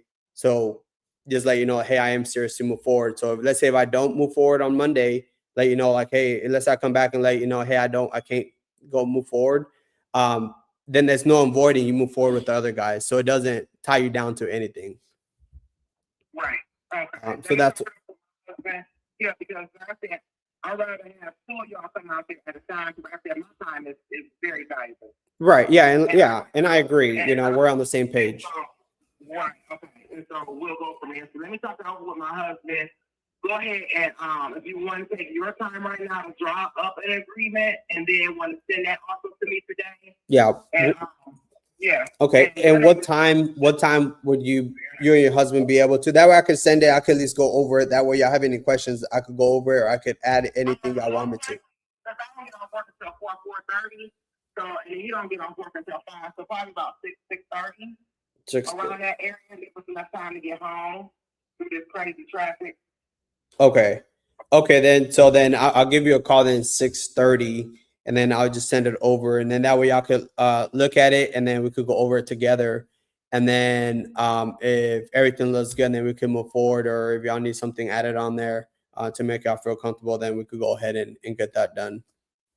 Okay, because I don't want this other crazy stuff that this other people put on. I just want a simple, Right. a simple contract that just like I say simple things. Like I was telling the other guy, I said, look, I'm about to make my own contract and y'all sign it. So that's how, because I'm the seller. I want to sell it. But I'm not gonna go by about how y'all want it worded. Because my thing is it's so as is, and as far as is, and basically the first negotiator or the first buyer, that's who wins it. That's how I feel about it. Because Right. I have time. Right. You know what I'm saying? Yeah. All these other ones, I need the inspection waves. You can get a bridge contractor in here, but I want the inspection waves, and it's so like I said, it's sold as is. Right. So Right. literally a quick sale. So a quick sale, you don't need all this other rainbow to it if I'm trying to do a quick Yeah, sale. you don't have to do like a formal inspection or like that. Yeah, you'll definitely like our agreement. It's pretty black and white. So at 6:30, like I said, we could go over it, and that you'll see how straightforward it is. So I'm sure you'll appreciate that. So that's what I'll do. I'll give you a call 6:30. That way I can at least go over it with you and your husband, and then we could kind of move forward from there, and hopefully we could get this done before the 25th of this month. Okay, what is your name? My name is Edward Luna. Okay, Luna? Yes, ma'am. Okay. I'm gonna put your name with this phone number. Is this the correct phone number? Yes, 2796. Okay, because I don't want to not answer it. I ain't got a name to it. You know what I mean? Yeah, no, I hear you. All right. Thank you, Edward. Thank you. Yes, ma'am. I'll give you a call later this evening. All right. Bye. Oh man. Let's go, baby. Dude, I like this because this was in Ohio, and Toledo. It's in Toledo. Oh, dude, that's the one that I wanted for myself, and it went to you. I was like, ooh, I was like, but it doesn't matter because you're Edward. So there you go. good shit, man. Good shit. Okay, Well, cool, folks. I'm gonna end this pretty quick, and like in the next 2 to 5 minutes. Dude, we've created some pretty good momentum here, man. 4 contracts sent in 3 hours. Oh yeah. Let's go. Oh, bro, you need to. Oh, that's another thing too, Edward. You see what Rita said? You're gonna have to send that Ohio disclosure. Oh yeah. Yeah, I just go over that. We have that, so that's I don't think. Yeah, it's on my it's on my CRM, by the way. Yeah. So if you go purchase agreement Ohio. Yeah. So that's good. Cool, man. I'm actually glad. Hey, I'm still gonna make phone calls. I'll be on here all day. I still gotta call all those new leads that I bought last night. You still have new leads? Yeah, I'm still good. Okay, cool. Yeah, I'm gonna keep doing acquisition calls all the way till noon, so for another hour and a half, and then I'm gonna switch a little bit, take care of some of the dispo deals that we have, and then get back into acquisition. Before we get off, for the folks that are watching, a couple of things. If you guys got some key ideas from today, smash that like button, but most importantly, drop it in the comments. It's really important for new wholesalers to be able to come across the channel and use those key ideas to close their first deal. That being said, I do want to ask folks right now that are watching, like, what are, if you were to pick one key idea from today, I'd love to see it on the chat right now, because there's definitely one key idea that I want everyone to get from today. So while Edward is writing up that contract and I'm checking some of my pipeline here, go ahead and drop it. I definitely want to see what you guys got out of today's session.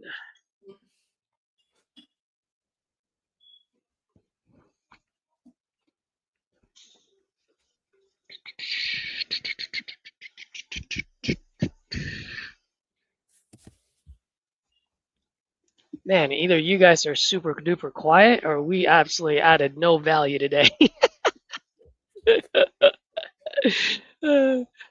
Or one of those two. What was that? or a slow typer. I'm a slow typer, so. Yeah.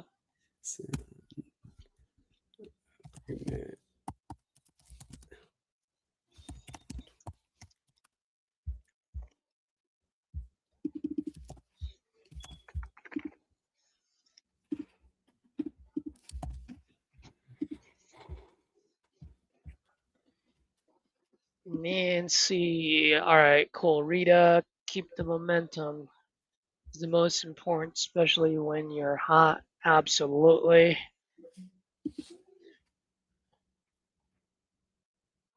Well, good news, Nancy, is this is you can always go back to this and watch it.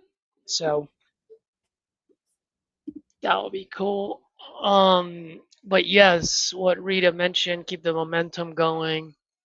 But most importantly, when we started the session, I mentioned to everyone, where Edward and I had a quick one-on-one 2 Fridays ago. So not this past Friday, but the previous Friday.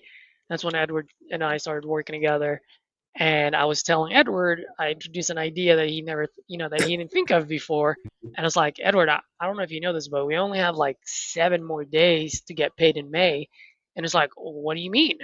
I don't know if he asked that, but at least the look Yeah. on his face did show that.